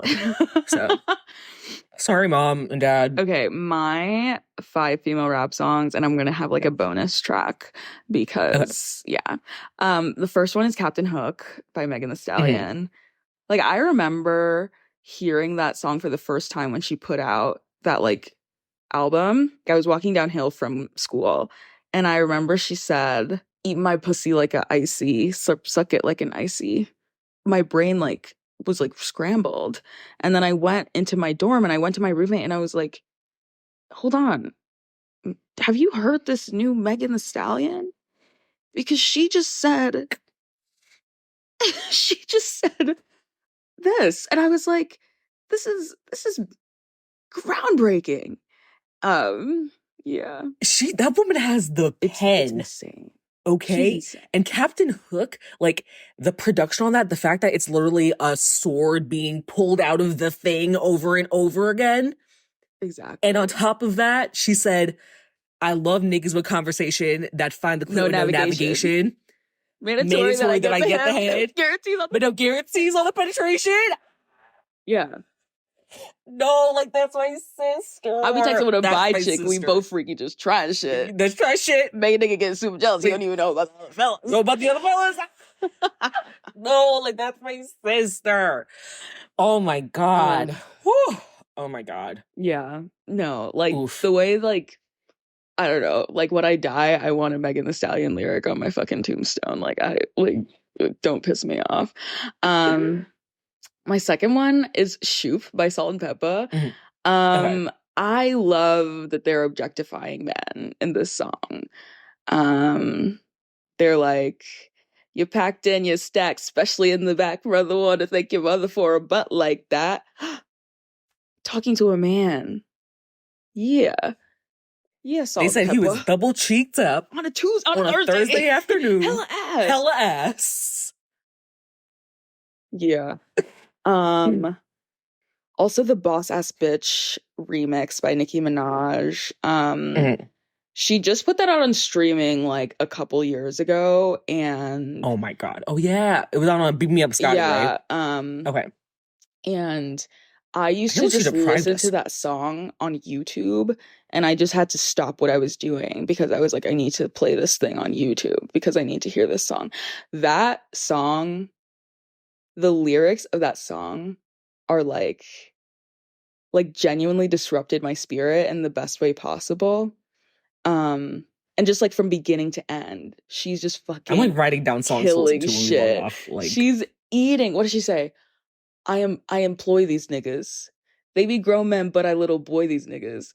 Want the cookie, so I got a Chips Ahoy these niggas. But I never iPhone Android these niggas. Wait. Yeah. Use Robert's with I'll never raw these niggas. Oh my God. And then like that song has so much of like Nicki, like I feel like iconic lines. And it's like, it's just some shit she was like, oh, I'm just playing on this beat. I'm just gonna post it. She's so it made me sick. Yeah. It was amazing though. My other, I love Rico Nasty. Particularly the songs where she's like screaming. So I like Rage by Rico Nasty. I like bad bitches who be raging. Have you heard Guap? No. That one's really good. I'm gonna put it on the list. We should make a You're gonna love it. playlist. Oh, absolutely. Yes. Slay. Okay. And then finally also another Nicki song, Looking Ass Nigga. I would never fuck a non-man ass nigga. I would never lie, even if that nigga flew me and my bitches all the way out to Dubai. Pussy, you try. Pussy ass nigga, you lie. Pussy ass nigga, you high. Bitch, I me. Bitch, I me. Oh my God, you know what I was listening to last week? Honestly, this episode probably needed a Nicki Minaj section, but Barbie Dreams, when she was just unloading the clip on all those men And at naming that one them. section. Naming them. She's literally us on the podcast. Like, us when we start the Patreon. Yeah.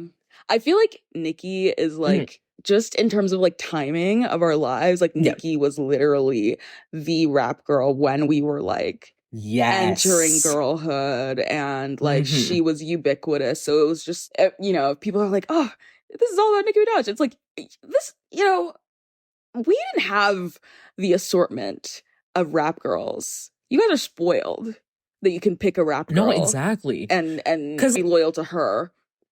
Right. Back in the day. Like, in the early aughts, the reason, because, like, don't get me wrong, Itty Bitty Piggy, like, I know it by heart. Like, it's literally going to be on my birth playlist. Like, that, like, that's, it's a good song. But what the fuck else was I supposed to listen to in 2010? Exactly. The Fray. Jay-Z. Like, Watch the Throne. Macklemore. I'm 12. Listening to Kendrick Lamar doing fucking, what is it, slam poetry. I don't have the range. I want to listen to fun songs. Right. I'm a little girl. Literally. Like, my mom still buys my clothes. Like, Exactly. Hello? You're still up in the What do I look Ross. like listening to Jay-Z talking about selling drugs? I'm a lady. Like... Exactly. Like, oh, I'm supposed to be talking about last name ever, first name greatest. I'm sorry. Have some class. We're listening to Nicki. And we were on the plane with Dwayne. you can call me Whitley. You can call me I Whitley. I go to Hill, Maine. Like, hello. Oh my God. Like, and it's not just like she was like the only one, but it was like also she was the only one and she was killing that shit. She was eating up. She was going on people's songs and murdering them casually. Imagine you get on a song with established rappers Jay-Z and Kanye West. These men are titans of this industry, and no one knows their verses. Everyone knows your verse. I know the timestamp at which your verse begins because I just fast forward. I'm not listening to Jay-Z talk about Godzilla King Kong. What's he fucking talking about? That shit was so bad. When you said he forgot to write the verse because he was busy cheating on Beyonce, yo. My brain, sometimes the way it works. Okay, and then my honorable mention is My Neck, My Back. I think her name's Kia. I don't know. She is from Tampa, and I don't know. There's something, I love Tampa rappers. I love Florida rappers. I love Trina, you know, JT and Young Miami. Like, I love them so much. There's something about being a Florida girl, you know. There's something that they just really understand about me, like eating like hot sausages on a bus and like on a Tuesday afternoon, and like spitting sunflower seeds onto the road. It's December, but weather doesn't happen here because this is fucking Florida. So yeah, all the Florida, and it's like not to say Florida was pioneering shit, but you know, a lot of the female rap comes out of that place. So yeah, just my opinion, but yeah, period. There's so much. I just have so much love for all of them. Yeah. All right, next section. What do we want to see from the girlies moving forward? Like music, media, collaborations, etc. First and foremost, an end to the beefs. I'm over it. I'm over it. Either shoot each other or keep it Agreed. pushing. What are you talking about? I don't. Nicki Minaj being 40 years old, subbing people on Twitter. Oh my God. Don't you have fish oil pills to go take? Like, why are you subbing Ice Spice? Exactly. Go. She was literally born in 1999. Or like 2000. 2000. Like, oh my God, Remy Ma. I'm conceited. I got a reason. I just love, like, my brain, my rap brain, it's like female rappers. If you're like, oh, name a male rapper. when Remy Ma said, rest in peace to the bitches that's dying to be me. Oof. She said, now look who's standing in my window. Nobody, because I live in a penthouse. Baby, I'm sorry, but I'm sexy. Like, the thing is, I could be like, oh my God, this female rapper, like X, Y, and Z, you're being annoying. But then it's like, damn, that bitch still has bars. I can't hate you. Because you still clocks, eat like twice a day, baby. Yeah. Oh my God, I didn't even say Azealia Banks. Whoa. But I feel like we can talk about her later. But yeah, I just want to say I want an end to the beefs. I've said it before. I've said it on TikTok. And just like, we need to have a girls only rap festival. And it needs to be called like No Boys Allowed or like Slumber Party. And we just have it's like a weekend. We just have all the rap girlies just all day. And then in between them, like girl DJs. Like, come on. Yes. Like, that would make so much fucking money. No, literally. But we can't do it because, oh, I don't want to be in the same place as this other bitch. You're not about your bag. Nicki Minaj doesn't want to be in the same place as other people. And girls who are half her age. I don't know. I just feel like Nicki, like, love you down, but also you literally can sit in a hotel and then do your set and then get in a car and then return to the hotel. Right. She wants to be the Samantha Jones of the female rap universe so bad. Right. No one's asking you to... She wants to be the Kim Cattrall. Exactly. No one's asking you to come and smoke Black and Milds with them. No one's asking you to, eat hot chips outside after the show. I don't know, but I'm just saying, I'm floating this, Issa Rae, if you hear this by any chance, you want to make some coins, hit me up. I just feel like a girls only rap festival would be incredible. It would also be like a space where I feel like women and queer people and like people who are not necessarily represented in rap would have a comfortable, safe place to be and just pay like what, $200 and see all my bitches. I'd pay $1,000. I'd actually put myself in credit card debt, a bit of credit card debt for that. Also, can you imagine the sponsors you could get for that? The merch would be crazy. Exactly. If it's slumber party theme, exactly. You come in your cute little pajamas and your Ugg slippers. And the decorations. It would be so good. But we can't do that. We can't. We can't have nice things. We can't have nice things. I feel like rap beef is for the men, and it's old. Again, I say, if you're not going to shoot each other, what's the point? Right. And it's not even like good beef. What was the last time we had a good drama from female rap beef was when Cardi B and Nicki Minaj got into a fight at the Plaza Hotel during Fashion Week. Exactly. And that was like 8 years ago. And she had like a welt on her face. Yeah. And now it's just like we're subtweeting each other. It's like Cardi B is like on, she's on a song with somebody and all of a sudden like the Barbs like hate that person who collabed with Cardi B. It's like, sorry, I wanted to make some money. Right. I remember Deezus once said that the Barbs are like QAnon, but like for Black people. Bro, the Barbs will find your address. It's scary. Like, I'm scared to rile them up. Honestly, I think I need to make friends with a Barb because I have a lot of people I need to get revenge on. And they will. I'm like I'm diabolical, but they just have a level of like nefariousness that I need to utilize. Actually, if you find a Barb, like, link me because I have someone that I need to get. Okay, you know what? They do need a job, so maybe they should like freelance and like wreak havoc. You know, like Exactly. I'll pay you $75 to like egg my ex's car or some shit. Exactly. We need a little chaos. Yeah. And Barbs are Yes. good at that. So yeah, that's pretty much my big one. I also Mhm. do love the rap girl sponsorships, like Megan Thee Stallion, Yes. Flamin' Hot University or whatever, and Mhm. Ice Spice and her munch. Did you end up getting that drink? I think you told me I about did. it. It like it was unremarkable. It was it tasted like pumpkin. There definitely were munchkins in there, and I was like, you know, Yeah. I was dying to get another one, but I have to do it for the bit, I you have to do know? it for the bit, exactly. But yeah, just like more of that. I want rap Yeah. girls at the fucking Super Bowl. I Mhm. want I don't know. I just want more rap girls in more places. I want more Yes. rap girls in movies Mhm. and TV shows, and I want like a rap Yeah. bitch on Broadway.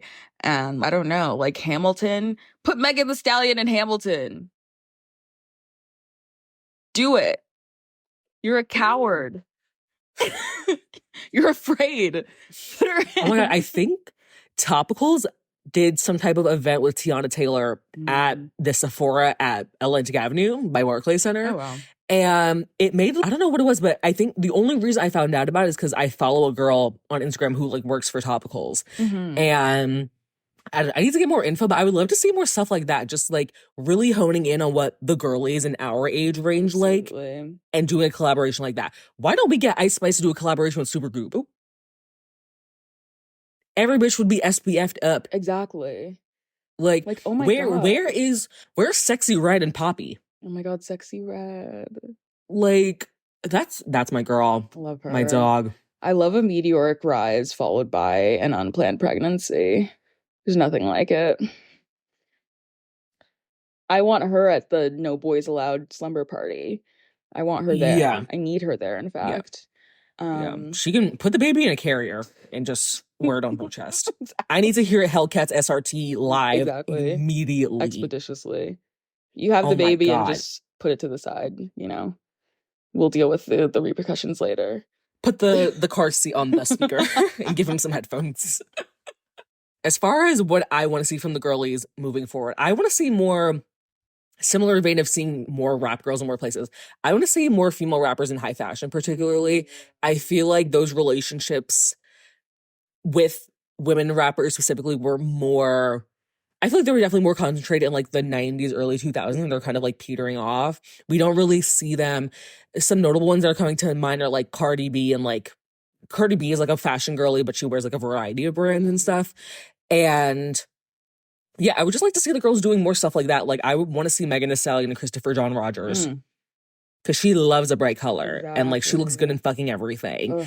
And I can't get enough of Little Kim and Versace in the 90s, you know? So I think we need to bring back those types of brand partnerships. And I feel like we don't really get them unless it's like the Met Gala or they're getting dressed for specific events. And I'm like, okay, I want to see Megan Thee Stallion's face in the Louis Vuitton store, Right. actually. Yeah. Like, what are we doing here? That's yeah, more like just really cool brand partnerships that make a lot of sense. Like you see those things and you're like, oh, Tiana Taylor and Topicals makes perfect sense to me. You know? Also collaborations. I would love to see the girls be more experimental. One of my mutuals, when we asked for like feedback or asked for input on the female rap episode, was saying we don't really get to see female rappers experiment and stuff with beats and stuff. And I think that's slowly shifting, but I want to see them doing more crazy shit. I want to see Megan Thee Stallion do a song with Cher.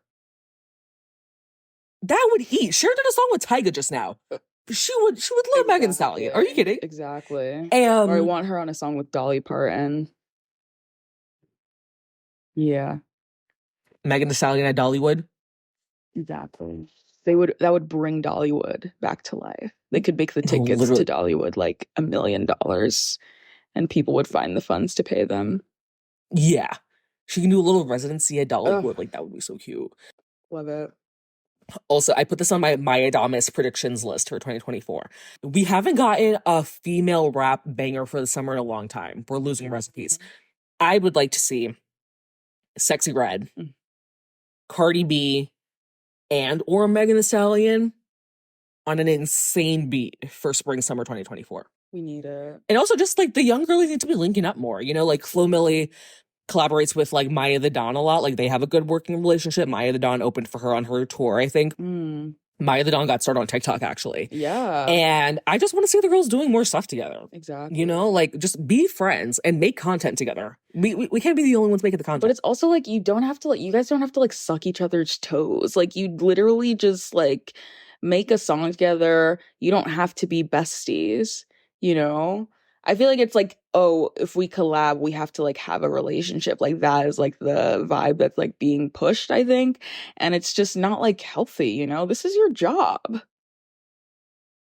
Work-life balance. I don't know. But yeah, we do need a girl rap banger. When was our last summer girl rap? Was it WAP? Honestly, I'm gonna say it's WAP.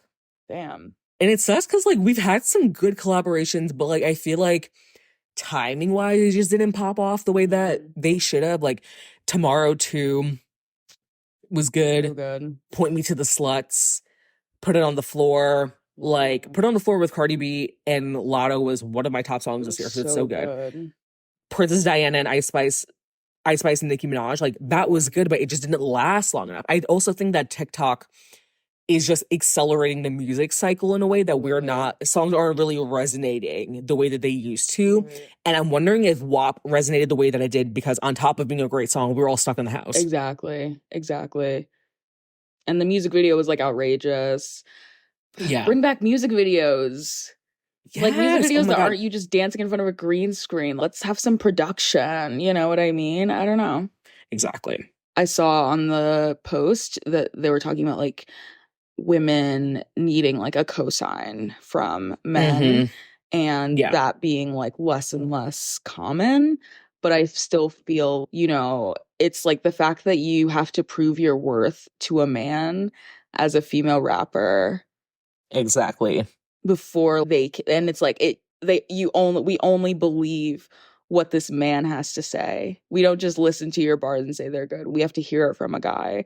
I think that in terms of like, and it's like, I mean, hip hop culture, it's like, it's deeply misogynistic. What are we supposed to say? But it's also, I don't know. I just feel like, and it's like, okay, now you put me on, quote unquote, and now I owe you something.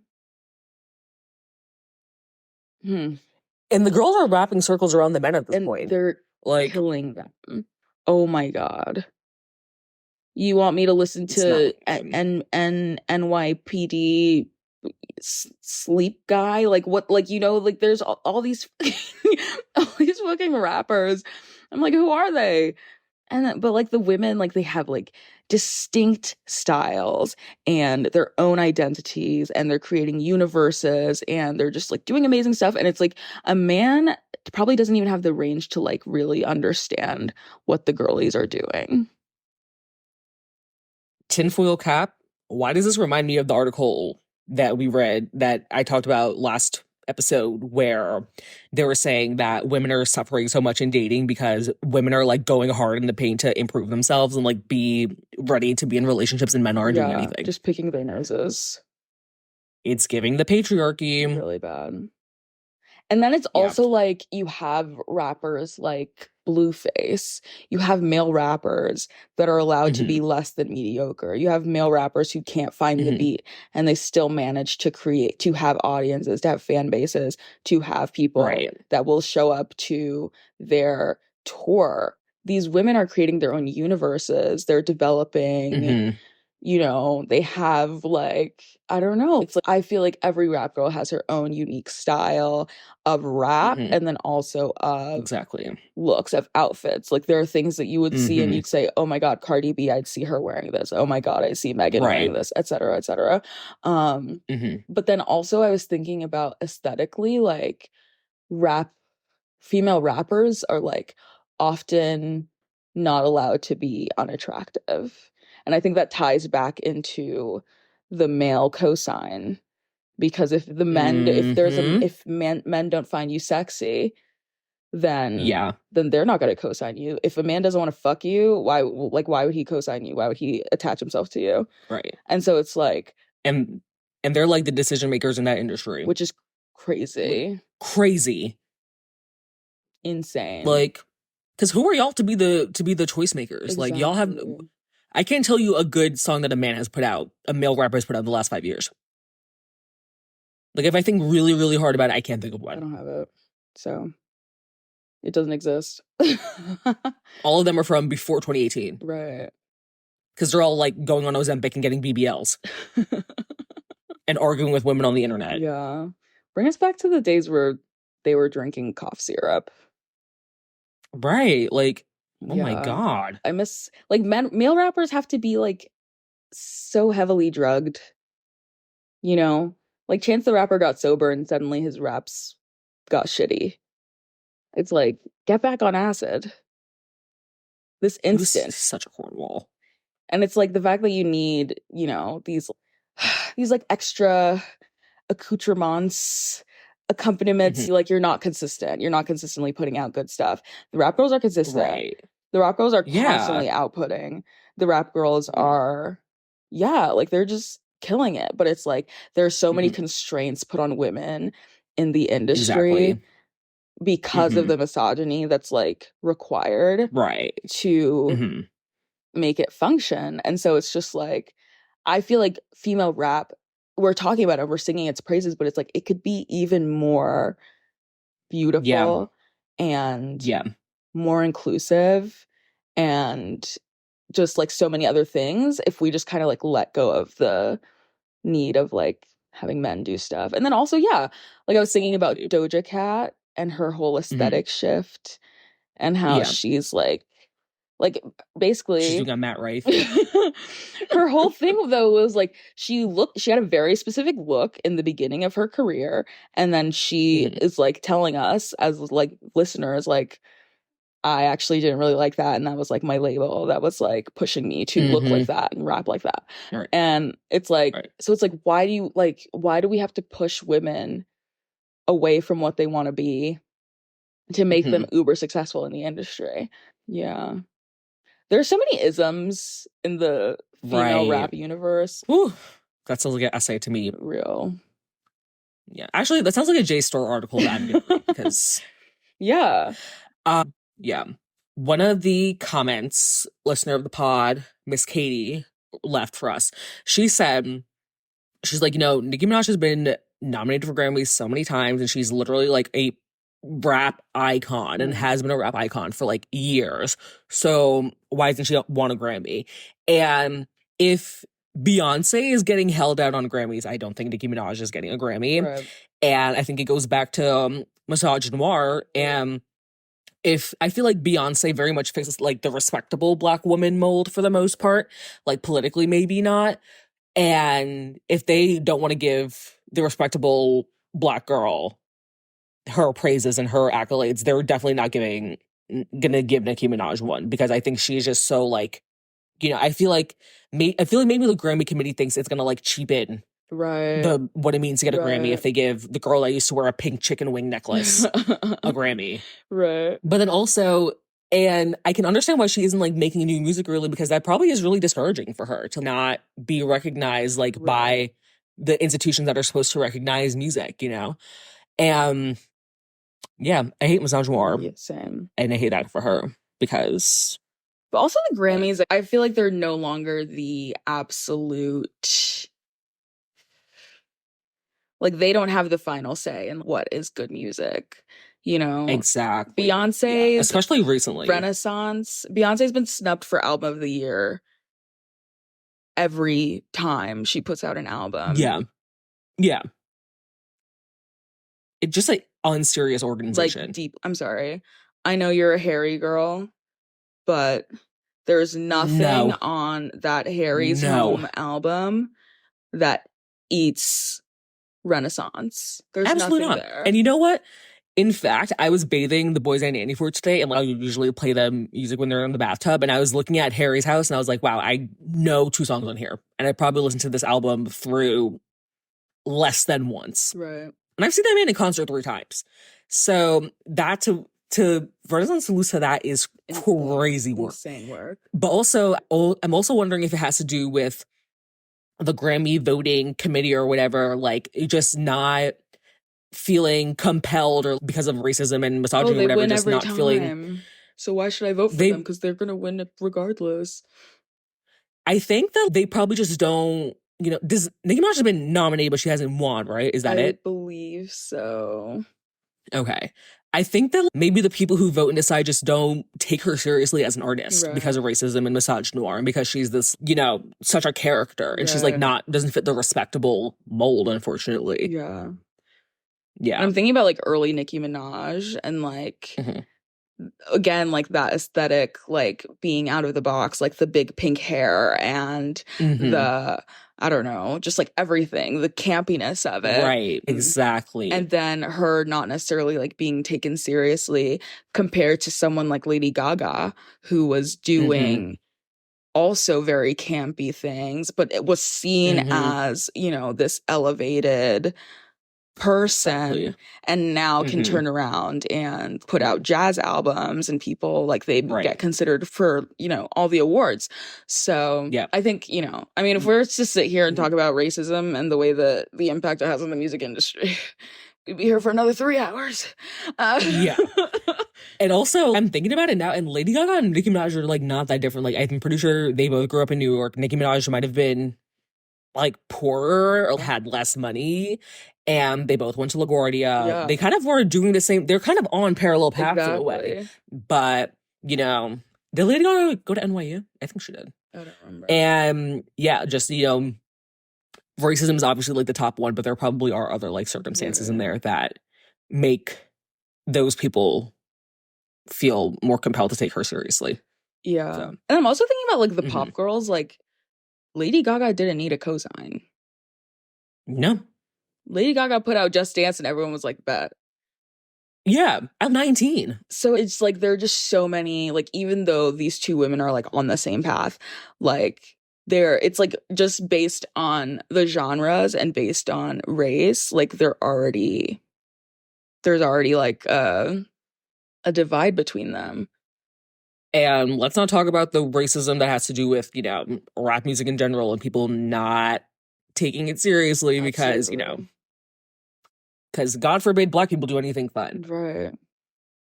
Yeah. As if rappers aren't geniuses. Literally. Onomatopoeia? I mean, she does have a Grammy. Like, I'm literally like... Megan does have a Grammy. I'm like ripping literally the whole episode. You guys can't see. I'm like literally about to like rip my hair out of just how smart these women are. Like, are you kidding? Should we jump into the weekly brief? As usual, start with the hates. My big hate is rage bait, and I guess that's kind of ironic, but I'm really sick of these men or just people in general getting on TikTok and saying insane things, getting on Twitter and saying insane things, and then everyone being like, we need to talk about this for a week. Yeah, I need people to get better discernment because I love a discourse. I love a topic. You know, we have a fucking podcast for Christ's sake.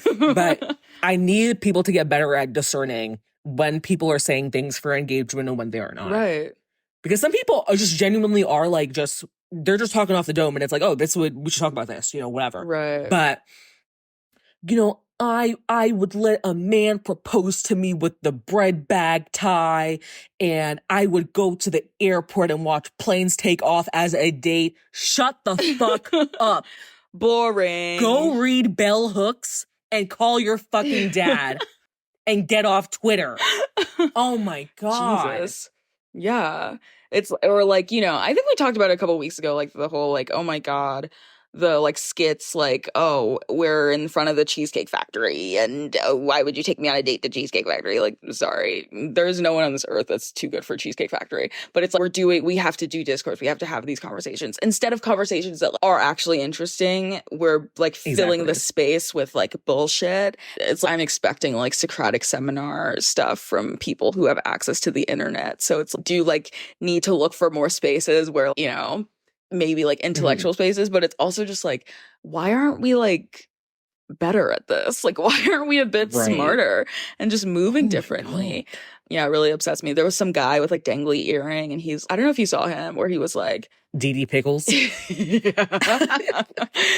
don't even really remember what he was saying, but he was like, if I actually put an effort into my appearance, like I'd be like way hotter and like you as a woman, like I don't even really remember what he was saying, but he basically was just like saying he calls women ugly and X, Y, and Z. And it's like, this is how they make like Kevin Samuels, and this is how they make, you know, just like massage. And it's like you want to turn to them for advice. You want to ask him his opinion.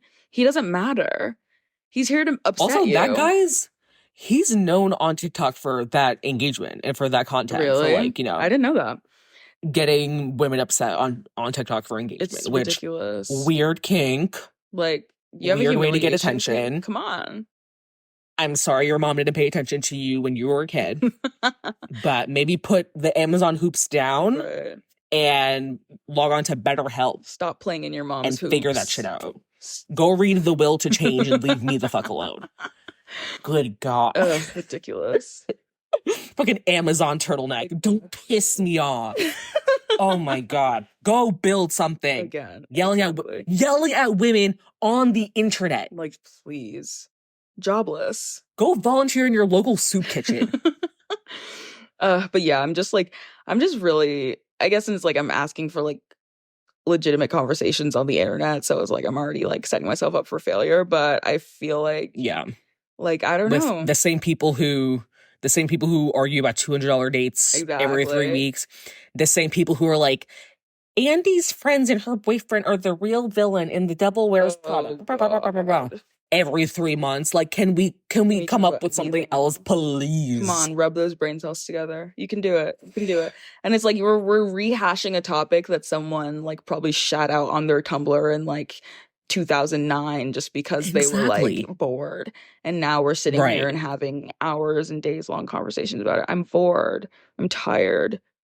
Let's all just shut up. Like a moratorium on speaking for like the next few months, and just let's all just take vows of silence. Let's all do a vow of silence. Yeah. Let's do some monk shit. Yeah. But my loves, last week was Thanksgiving, so pie. I just like always, this time of year, I always just remember how much I love pie. I love putting an excessive amount of whipped cream on pie. I love eating it. It's just like one of my favorite things. It's very comforting. Another food thing, I went to this ramen place in Midtown. And they had these insane shishito peppers. I'm not even like a big shishito pepper girl, but these were, I shit you not, like the best peppers, like shishito peppers I've ever had. Yeah. And they were delicious and they were like salted very perfectly. And the restaurant was like one of those like Michelin, like bib gourmand places. And I was like, yeah, Michelin was cooking. Michelin was cooking. I will buy a tire and drive up to this. It was delicious. Wait, why does the Michelin star system sound like something Don Draper would have made up? Oh my God. He absolutely did. Yeah. He absolutely did. Or he's like, damn, I wish. Can you imagine if that's how the show ended? Oh my God. Not by the world of code. Instead of he did eat with that, even though it wasn't really him.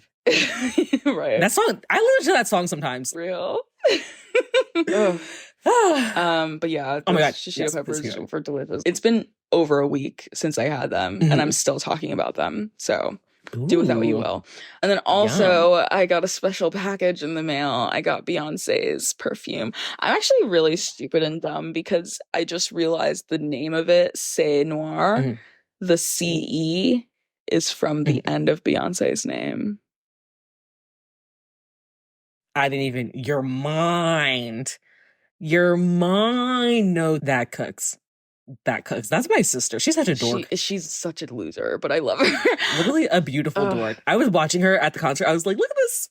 Look at my little genius, my little Virgo queen. Yeah, I mean, I could talk about, I mean, we've already ran our quota of talking about Beyonce like 5 minutes for 5 minutes on this episode. But yeah, I mean, the perfume is really good. I sprayed it like when I got it yesterday and I just like sprayed it on my wrists. And I did that at like 5 p.m. and 9 p.m. I was still just like smelling it. And I was like, yeah. She cooked. Yeah. Can you wear it next time I see you? Because I'm trying to. Absolutely. Oh my God, I'll bring my little. There's a little, what's it called? There's like a little mini thing that came with the perfume. So I'll bring that. I'll bring that in my little purse. She's so real for that. I love her. But yeah, that's me. All right. My hates this week.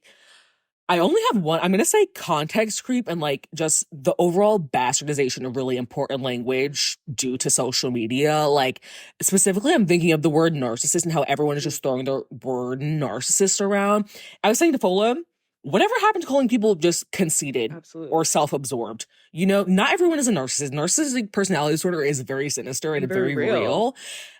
And, you know, people will be like, Carrie Bradshaw is a narcissist. Girl, she has a bad friend and is in credit card debt. Like, not too much. Not too fucking much. And I just think it comes from people feeling like they need to, whenever there's like a buzzword going around on social media, if that's not a word that's already in your vocabulary, people feel like they need to like shove that into their vocabulary, so much so that they're like taking away its original meaning. And it's like, you also could just not use the word. Right. You don't need to keep up with what everyone on TikTok and Twitter is saying. And even if you want to, why don't you go fucking look it up? Why don't you make sure you're using the word correctly? I do that with words that I use all the time. I looked up the word pathetic the other day just because I wanted to make sure I was really utilizing the word that I want in the way that I wanted to use it. You know, but the girls are not doing research anymore. We love a Google. The girls don't Google anymore. No, they don't. I've been on my reading Zoom a little bit. My goal for this year was to read a book a month. I think I have to finish 2 more this year. And Spotify just added audiobooks, which I never thought I'd be an audiobook girly, but I think because I like podcasts so much that it's nice to just consume info passively. So I read Men Who Hate Women and the Women Who Love Them by Dr. Susan Forward for no particular reason. And if you know, you know. Yeah. And I'm currently listening to / reading 3 Women by Lisa Taddeo. It was like really big and really popular in 2019 when it came out. And basically, Lisa Taddeo spent like 8 years just interviewing all types of women from all across America about like sex and intimacy and their relationships to sex and intimacy and emotional intimacy and stuff. And she ended up finding in her discovery period 3 women whose stories she was really captivated by. And she just interviewed them and developed relationships with them over like many, many years and told their relationships, like their sex stories, their intimacy stories, their emotional intimacy stories. And the 3 women are all like very different. They all come from very different backgrounds. And it's really, really great. And I think it's going to be an HBO show. So I am really excited about that. And yeah, and also speaking of HBO, I did finally start Girls. You know, I saw it, like, I am very stubborn. I have to choose to do things on my own volition. But I saw a TikTok. It was from when Shosh was telling Adam, she was like, yeah, like, Hannah's so lucky that you don't have like friends or a job or a life and you can just like wait on her hand and foot while she's so mentally ill, right? And then after my crazy night out, I was like, I need to distract myself from my existential dread. So I put it on and I'm already almost done with season 3. Really good. And she chewed. I don't know. Those are my girls. Okay. Marnie, Jessa, Shosh. Yeah. Girly pops. I love them. So. Yeah. I was like, I remember hearing about, there was Girls Discourse back in, you know, early Tumblr days. And I never watched Girls. And so then watching it as an adult, I was like, oh, it's not that bad. And people were like, there are no Black people on the show and they're in Brooklyn. I'm like, these people don't have Black friends. They went to Oberlin. Please be serious. Shosh was living in a studio apartment by herself at NYU. Please be realistic for once in your life. Of course they don't have Black friends. And the Black friends that they do have are Childish Gambino. And they're Republicans. So. But anyway, yeah, I mean, I do. Yeah. It's a really good show. And I watched it after I started watching it again after I turned 24, because in the beginning of the show, Hannah's like, I'm 24. And I'm like, fuck, I'm 24. Oh my God. In the pilot episode where she's sitting down with her parents and she's like, I think that I could be the voice of a generation, or at least a voice of a generation. The fact that was like the first 10 minutes of the episode, I was like, that's my sister acting. I was like, she's so fucking real. Yeah, I feel like that's our iMessages to one another, like every other day. So, yeah. Beautiful. All right. I am so hungry.